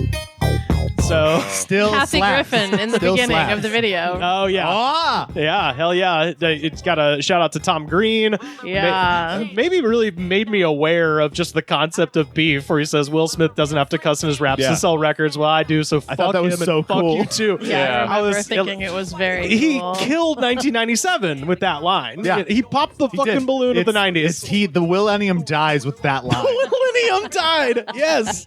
Yes. Incredible. So yeah, Marshall Mathers LP. This is when the single comes out and became the fastest selling solo studio album of all time.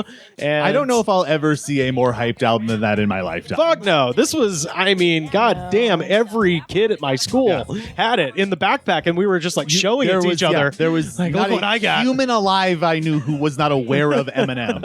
I'm like quietly saying all the words to this to we myself. got to listen to it a little bit here. I mean, We gotta- bum is on your lips. Look at the little kids. Yeah.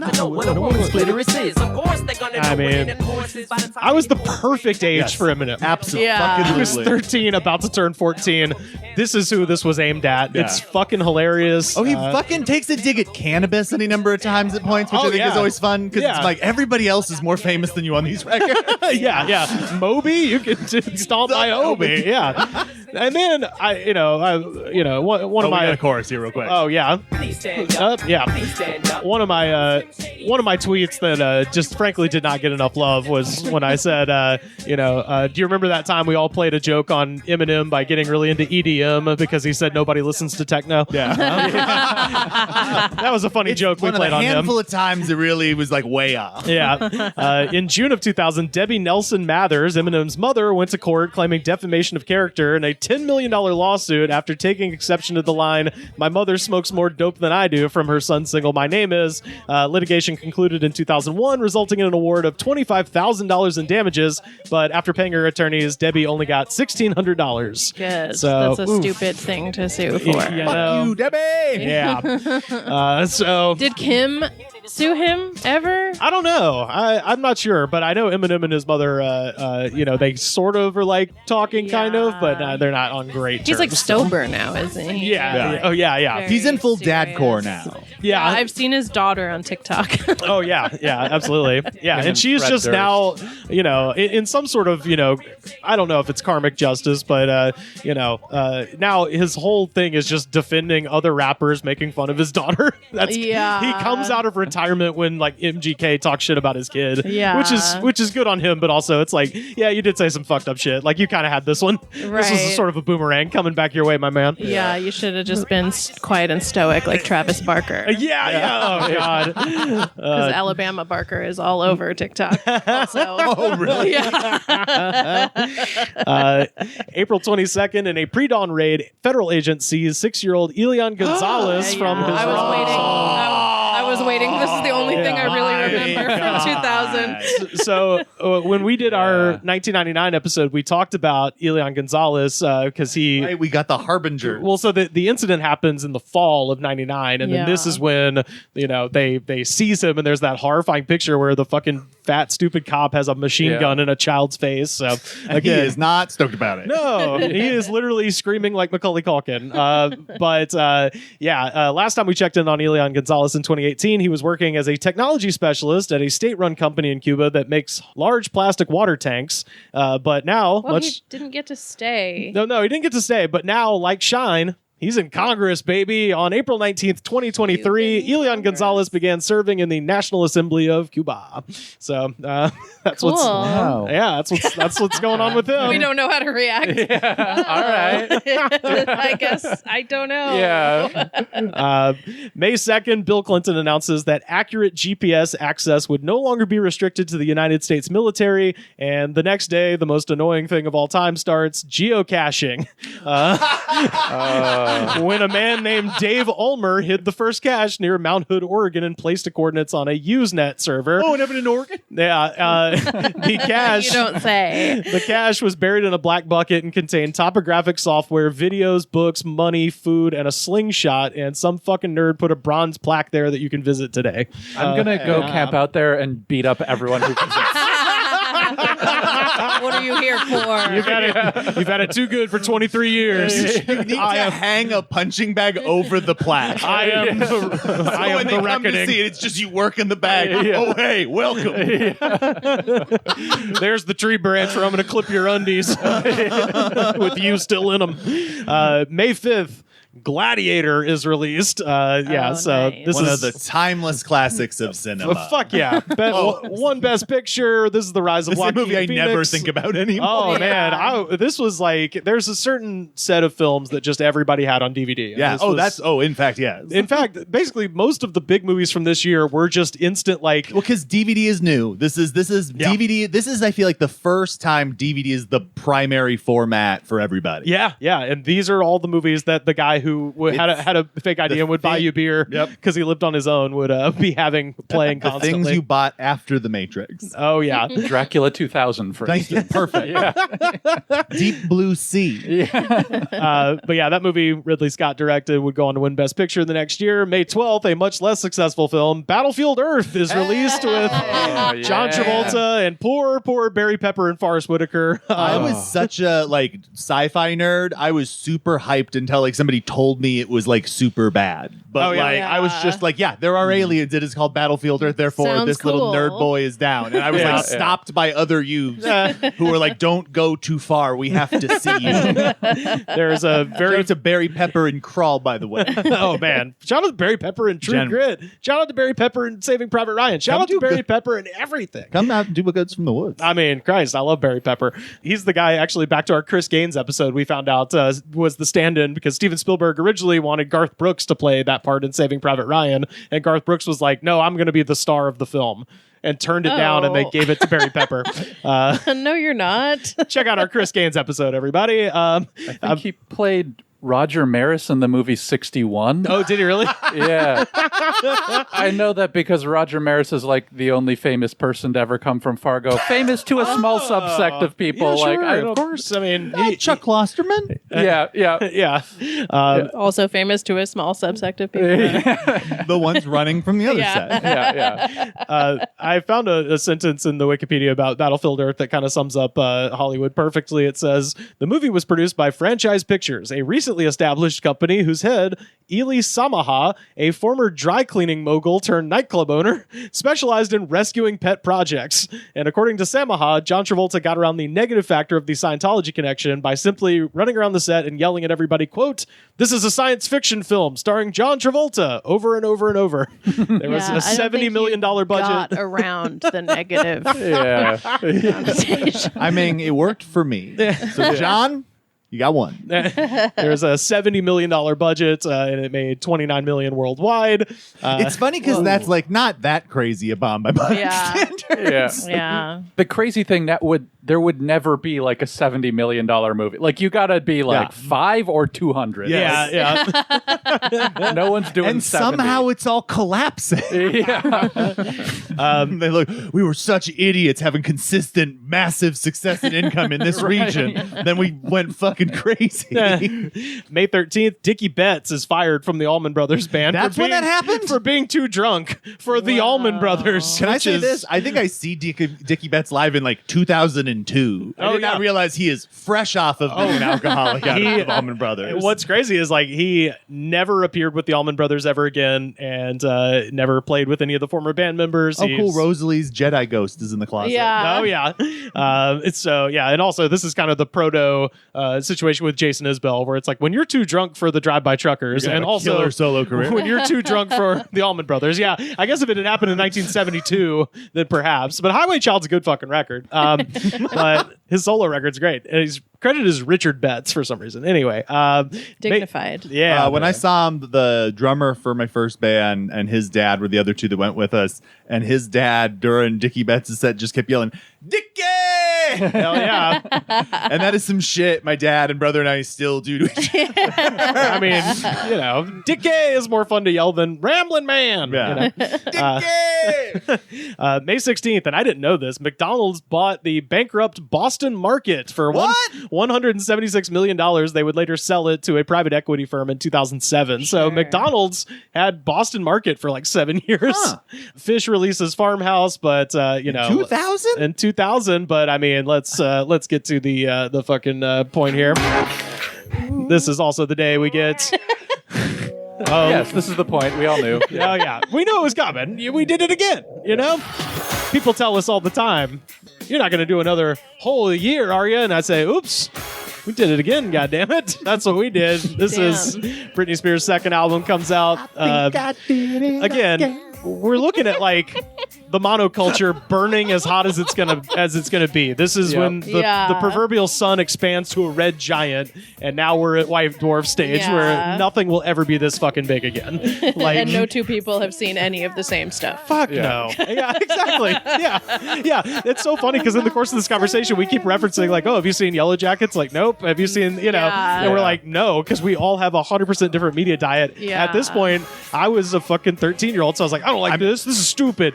I still heard it, and I know every word of the fucking I song. have such a fascination with that, like, retrospectively, because if you had asked me, I would have been like, nah, but not in any, like, aggressive way, just in more of a, like, I punked now, so I hate that thing. Right, yeah. But, like, but it was never like, and I listened to all of it, and it was never like a thing I didn't enjoy. Like, I have distinct memory of like some girl left her CDs at our house, and I remember like listening to all the like pop records before I had to return them because I was like, might as well give them a spin. Yeah. Oh yeah.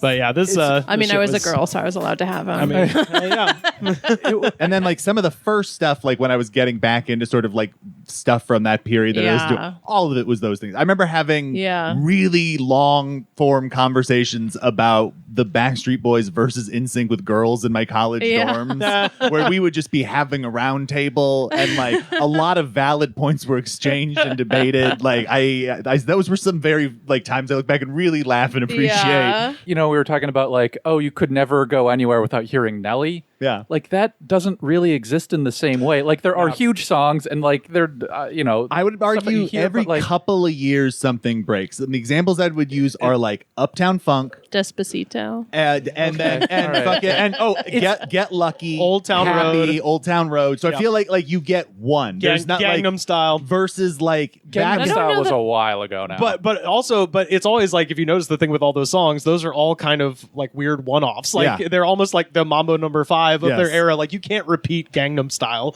I mean, Psy can, because that's his native language and shit like that. But in America, a song like that's not going to just break through again. Yeah, at least not for him. I mean, like Taylor Swift released a new album, and it's I couldn't tell you a Taylor Swift. Yeah. I never recognize them when I'm hearing them, unless they're the very famous ones. I recognize. There's like 3 that if I heard, I'd be like, I can 100% say this. She does her little rap. We're not getting back together, and she wears shorts. I think y'all just don't spend enough time in grocery stores, because when I hear someone being like, "Here is a Taylor Swift song," I'm like, "I have heard this in Ralph's." Yeah, okay. Yeah. I guess I mean, Taylor Swift specifically has a sound that I don't find distinct or recognizable for some reason. Like it doesn't. Like, I have that with like a 21 penetrate Pilots. my brain. Sure. I truly like. They are ethereally. Like my body literally cannot absorb it. It is I don't not. Even. Are they food. All My Friends Are Heathens? Is that Yeah, them? that's Okay, 21 that's the Pilots. one. That's the only one I know. Like I was we were listening. They were doing something on This Is Rad, and they played one of those, and I was like, oh, that's. Like, and I had to not say a song. Yeah. Oh, that's a song. I was like, that sounds way crueler than it's supposed to, but. Didn't they do like a song with Skrillex for the Suicide Squad? Maybe. That's All My the Friends David But Ayer? that's the Rick Ross thing. Rick Ross with on Rick it. That's Ross. Purple Lamborghini. Yeah, it's Because but that's for me like Skrillex broke through. Yeah, that Everybody knew the concept of Skrillex, and that's what I think it is. We don't know artists' songs anymore. We know the concept of figures. Yeah, it's almost like branding is what like it's at. Billie Eilish. We all think of a thing. Yeah. May 22nd, the executive chef at New York's Les Halles restaurant releases a book, Anthony Bourdain's Kitchen Confidential. Adventures in the Culinary Underbelly will go on to sell over 1 million copies and inspire no less than 5 of my friends to drop out of college and go to culinary school. Like One straight of up. my heroes. Fuck yes. It's complicated. Yeah, absolutely. Without that book, we'd probably never end up with The Bear today. That's true. Dude, think about how much money culinary schools made from this book. Yeah. Like, it's untold. Have any of you read it? Hell yeah. It's fucking great. It's an amazing so book. fucking good. Yeah, he's a good ass writer. Like I knew of him, and then like was sort of like an Alton Brown person for a hot minute because it was like, oh, cooking seems interesting, but then like Alton Brown turned into the weird Skeletor guy. Yes. And stopped being like a fun thing. And so I was trying to find something, and then like I knew of Bourdain sort of, and then we had him on Nerdist. And I got there super early to set up. Like I would get there like an hour before just because everything was chaos in that time in my life. And so I literally opened the door because I'm going to go out and like smoke a cigarette and wait for the fucking guest. And he is at the door. and I'm just like, you're fucking super early. And he's like, half hour early is late to me. And I was like, cool, I'm going to go smoke cigarettes. He's like, lead the way.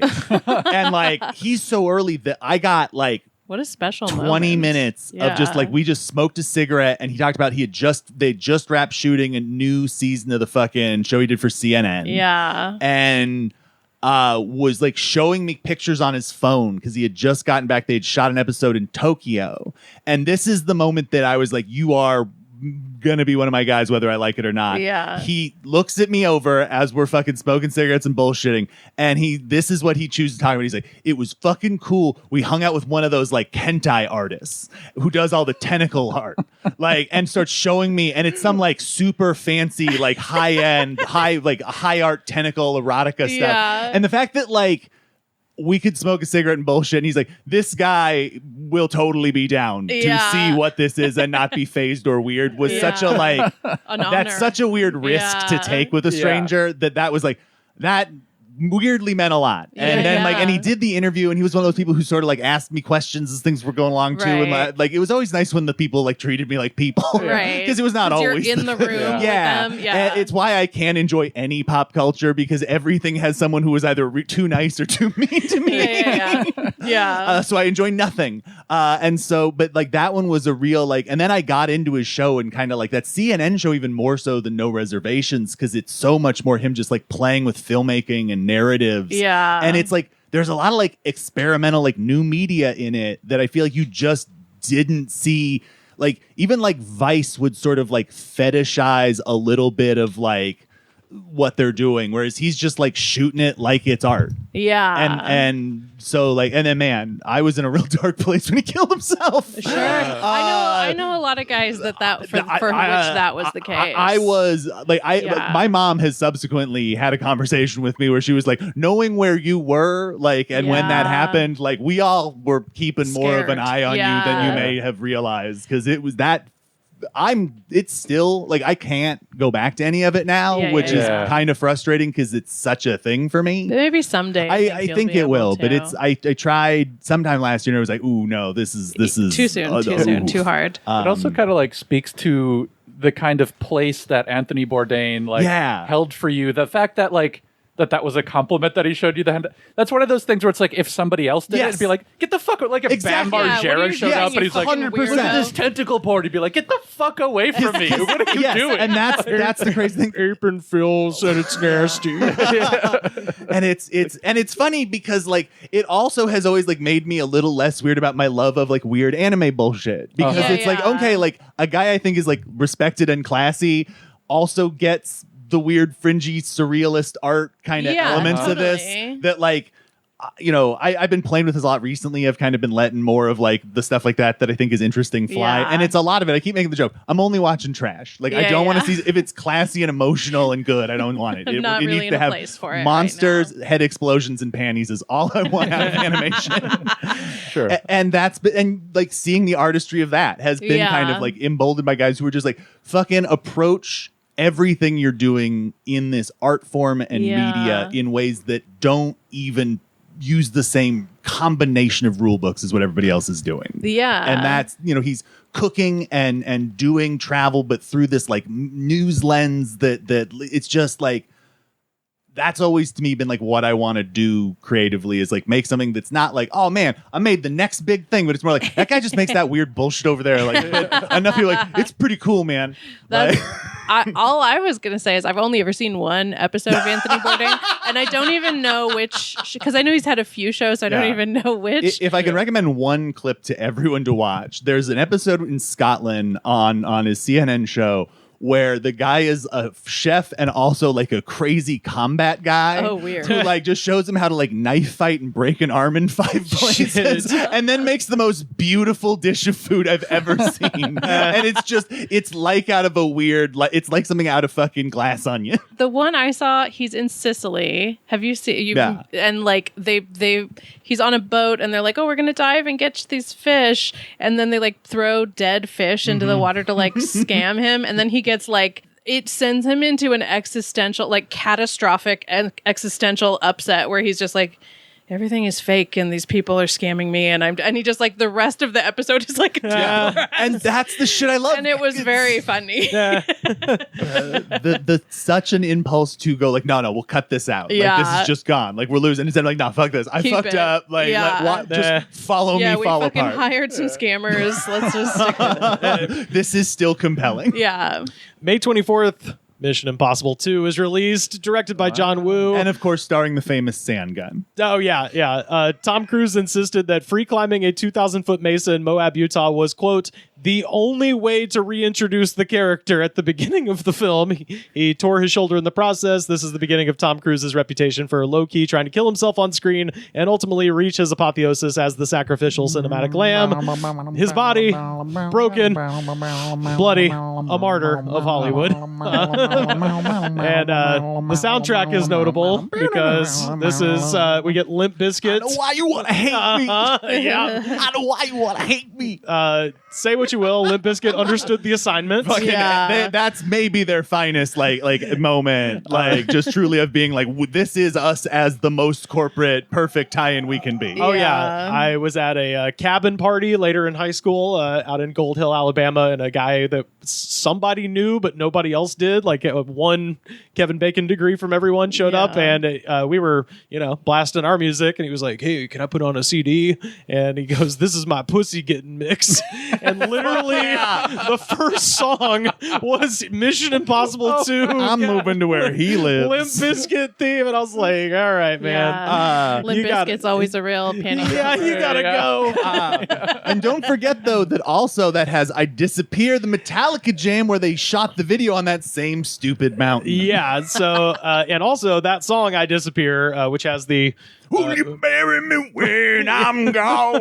has the profound line of "Hey, hey, hey, here I go." Here I go on down that road. That's the first poetry. lyric. Like that's the opening line. That is the song that Metallica decided to started suing people about because on April 12th, Metallica filed a lawsuit against the peer-to-peer service Napster, as well as Yale University, the University of Southern California, and Indiana University for copyright infringement because their students were using their local Ethernet to use Napster, and they eventually dropped the suit when the universities agreed to block access to Napster on campus.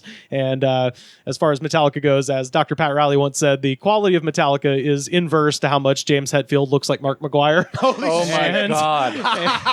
And that's Dr. Pat's joke, not mine, but he is full McGuire in this video, man. It is absolutely. If you if you squint your eyes, I dare you to tell those two men apart. Man, it's also interesting because like that is the end of Metallica. Yeah, effectively. Like that to me, that has always been like that's the last.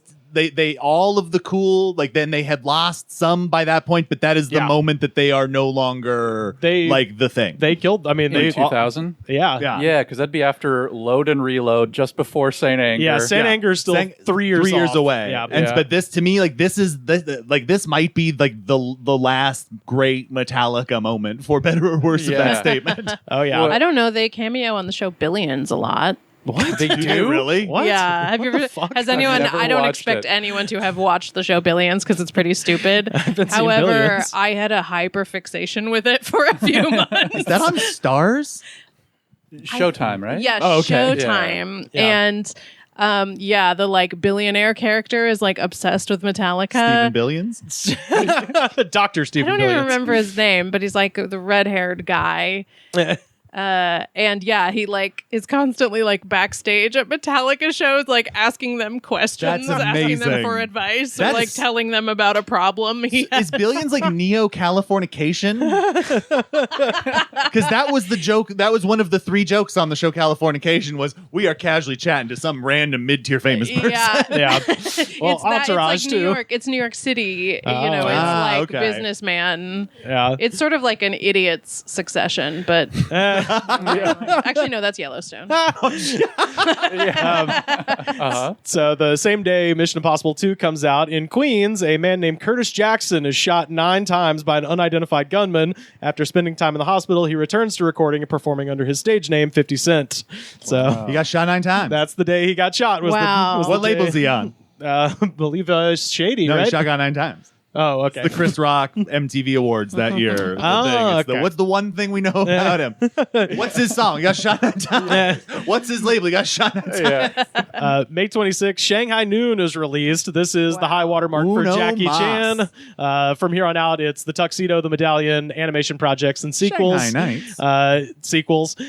Jackie Chan is not very popular in his native Hong Kong or in Taiwan, where he's considered a lackey for the Chinese Communist Party and their restrictive policies. In 2009, he said, quote, "I'm not sure if it's a good thing to have freedom or not. I'm gradually beginning to feel that we Chinese need to be controlled. If we're not being controlled, we'll just do what we want." Take it easy, Jackie. What a take. He then presumably flipped in and out of a ladder after saying that. He threw himself into a plate glass door. Yeah. May 31st, the first episode of Survivor airs on CBS. This is the... I watched the fuck out of that season. This is the rise of British television producer Mark Burnett, who will eventually go on to create The Apprentice and subsequently ruin the world. The first season of Survivor was won by the famously naked Richard Hatch defeating a woman named Kelly Wigglesworth, which is just too funny. Minor Harry Potter character name. The finale in August had an average of 51.7 million viewers, and Nielsen estimates that 125 million people watched at least some portion of the finale. In 2006, Richard Hatch was sentenced to 51 months in prison after he failed to declare his $1 million winnings from the show. He also won a Pontiac Aztec. Never forget that. A car I made my family rent on a Florida vacation because I thought it was funny. That's what Walter White drives. Indeed. Yes, he sure does. does. That was the one thing when I watched the first episode of Bring Back. Well, I like the Aztec. Does he like the Aztec? What Survivor. a weird era of cars. Yeah. It was PT It is Cruisers. the bullshit and most time because it's the Pontiac SUV Aztecs. is slowly taking over. Yeah. Cars are starting to blimp out and get weird shapes. We haven't yet reached like the hybrid version 1.0 where it's a pillow. On Survivor, I just have to say I once went to a party at Jeff Probst. Whoa. Wait. Big question. Were there tiki torches in the backyard? Yes. Fuck yeah. They'd have to be. Yeah. Oh my I God. mean, He gets a come on. pass. Yeah. Yeah. I mean, otherwise it was like bougie rich person modern Yeah. bullshit, but Hollywood Hills. Survivor wrapped its 44th season in May and has It's crazy. been to me that renewed it's for still on. season 45. That's insane. I gotta ask. This is because when I would work at CBS, I would see all the signs for Survivor shit over the years, and it's like Yeah. I don't know a single person in my life who watches. There's I no do. Venn diagram for me. I mean- in Wow. the slightest. I had that realization with Yellowstone when I like read some article that said it was the biggest TV yeah, and then my show parents on started watching it television, because and they I was read that like, article. What the fuck it is? I've never talked to anyone who like I didn't even realize those other We did shows This is read were about it. spin-offs. Yeah, They I started explained it to I us. started watching it afterwards. It's not good. It was fun enough, I guess. I don't know. June 9th, Gone in 60 Seconds is released, and if you... I saw that movie twice in theaters. Once at the Dollar Theater at the So end of summer. I was going to say, if anybody went on a school field trip that involved a charter bus, that is Yes, the movie that was playing 100%. on the little TVs. Nicolas Cage fingers Angelina Jolie to completion, and that is the closest we get to a sex scene. Wait, was that or you got to watch The Water Boy and he's like, I saw Vicky Valancourt's boobies. Oh, yeah. The trailer for this film was narrated by a woman named Melissa Disney, and it's one of the first major motion pictures to ever use a woman narrator for the trailer. So They do the ads for the Yeah. snack bar. Yeah. Popcorn. Eleanor, that beautiful Mustang GT. I like that movie. That's a solid film. It absolutely it's is. like a hella watchable dad film. Fuck yeah. June 10th, the Millennium Bridge opens over the River Thames in London. It is a pedestrian bridge. On opening day, everyone crossing experienced a, quote, alarming swaying motion, and the bridge was immediately closed and wouldn't reopen for 2 more years. June 19th, the Los Angeles Lakers beat the Let Indiana... this be the most frightening social structural collapse in recent memory. Thank you. Yeah. We've been pretty good. June 19th, the Los Angeles Lakers beat the Indiana Pacers in the NBA Finals. It's the Lakers' first title in 12 years. MVP is Shaquille O'Neal, and the Lakers fans set cars on fire, smash windows, and hurl bottles. that's that here. Yeah. The news loved it. Yeah. 12 people are injured, but nobody is arrested, shockingly. The stories of people like running out of Staples Center that Yeah. night. Like there's people we know who were at that. Like I've heard some fun stories. June 23rd, Me, Myself, and Irene. Oh wow. It's released. It was originally going to have a scene where Jim Carrey fucks a watermelon that he put in the oven to simulate a sexual encounter. But during the production of the film, they saw American Pie and were like, shit, we have to abandon the watermelon gimmick. Yeah. And so there is a scene where, for no reason, you just see a watermelon with a hole in it in the corner of his Oh hotel my room. god, that's so funny. Yeah.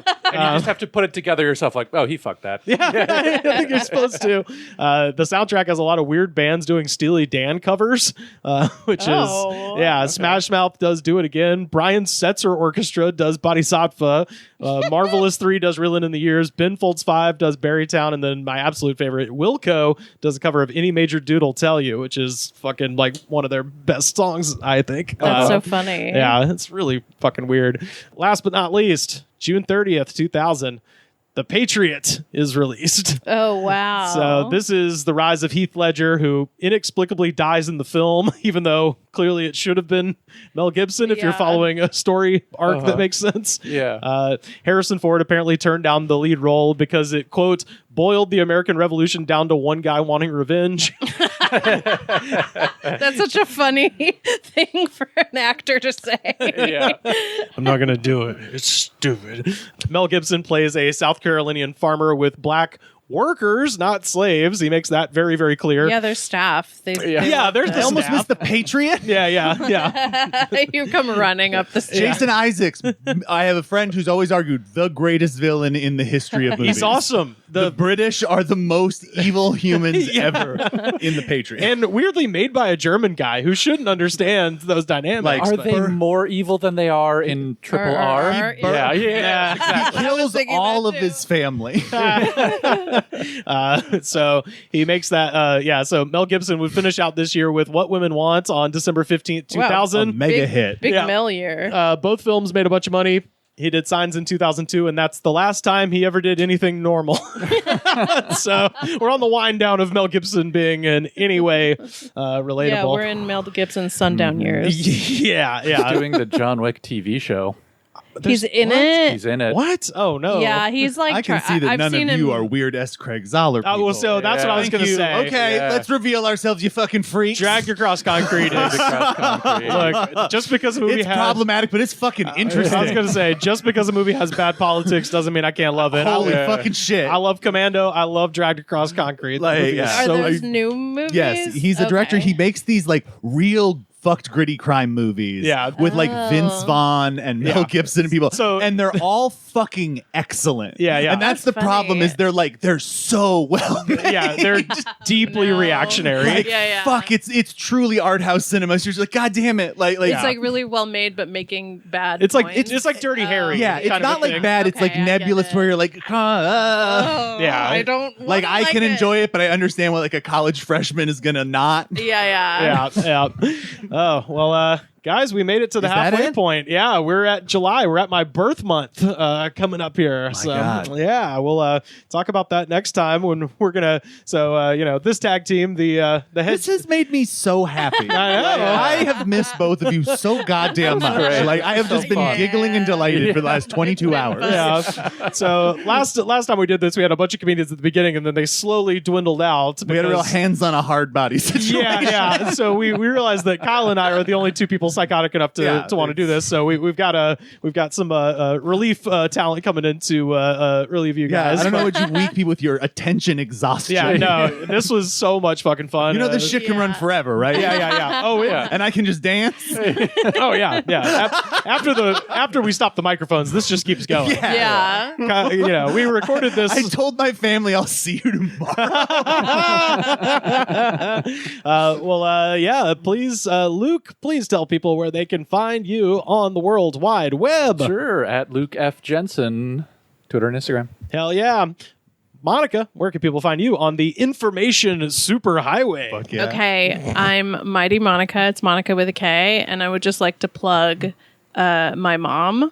Sure. Because she's a big fan of this podcast. Oh, She's yeah, probably shout out. listening right now. Shout out to my mom, Claudine. Shout out, Claudine. Thank you Claudine. so much. She comments on every single Yeah. YouTube video I put up. She is the sweetest. I am so happy that she She's- likes what we do. She's asked me every day when I'm going to record with you. So. Well, today's the day, Claudine. Thank you so much for listening. Kyle, where can people find you You online? can find me at Kyle Clark is rad on mostly Instagram at this point if we're being realistic. Yeah. I'm not really on Twitter, to be honest. I'm in things Jackie Cation tags, and I Yeah. retweet Oh, yeah. at that point. I'm but- mostly on Twitter for the evil DMs between me and my friends. Hell yeah. Then I've got This Is Rad podcast that if you listen to this, I imagine maybe you probably are aware, but if not, go check it out. But- It's a lot of the same people having similar conversations at similar lengths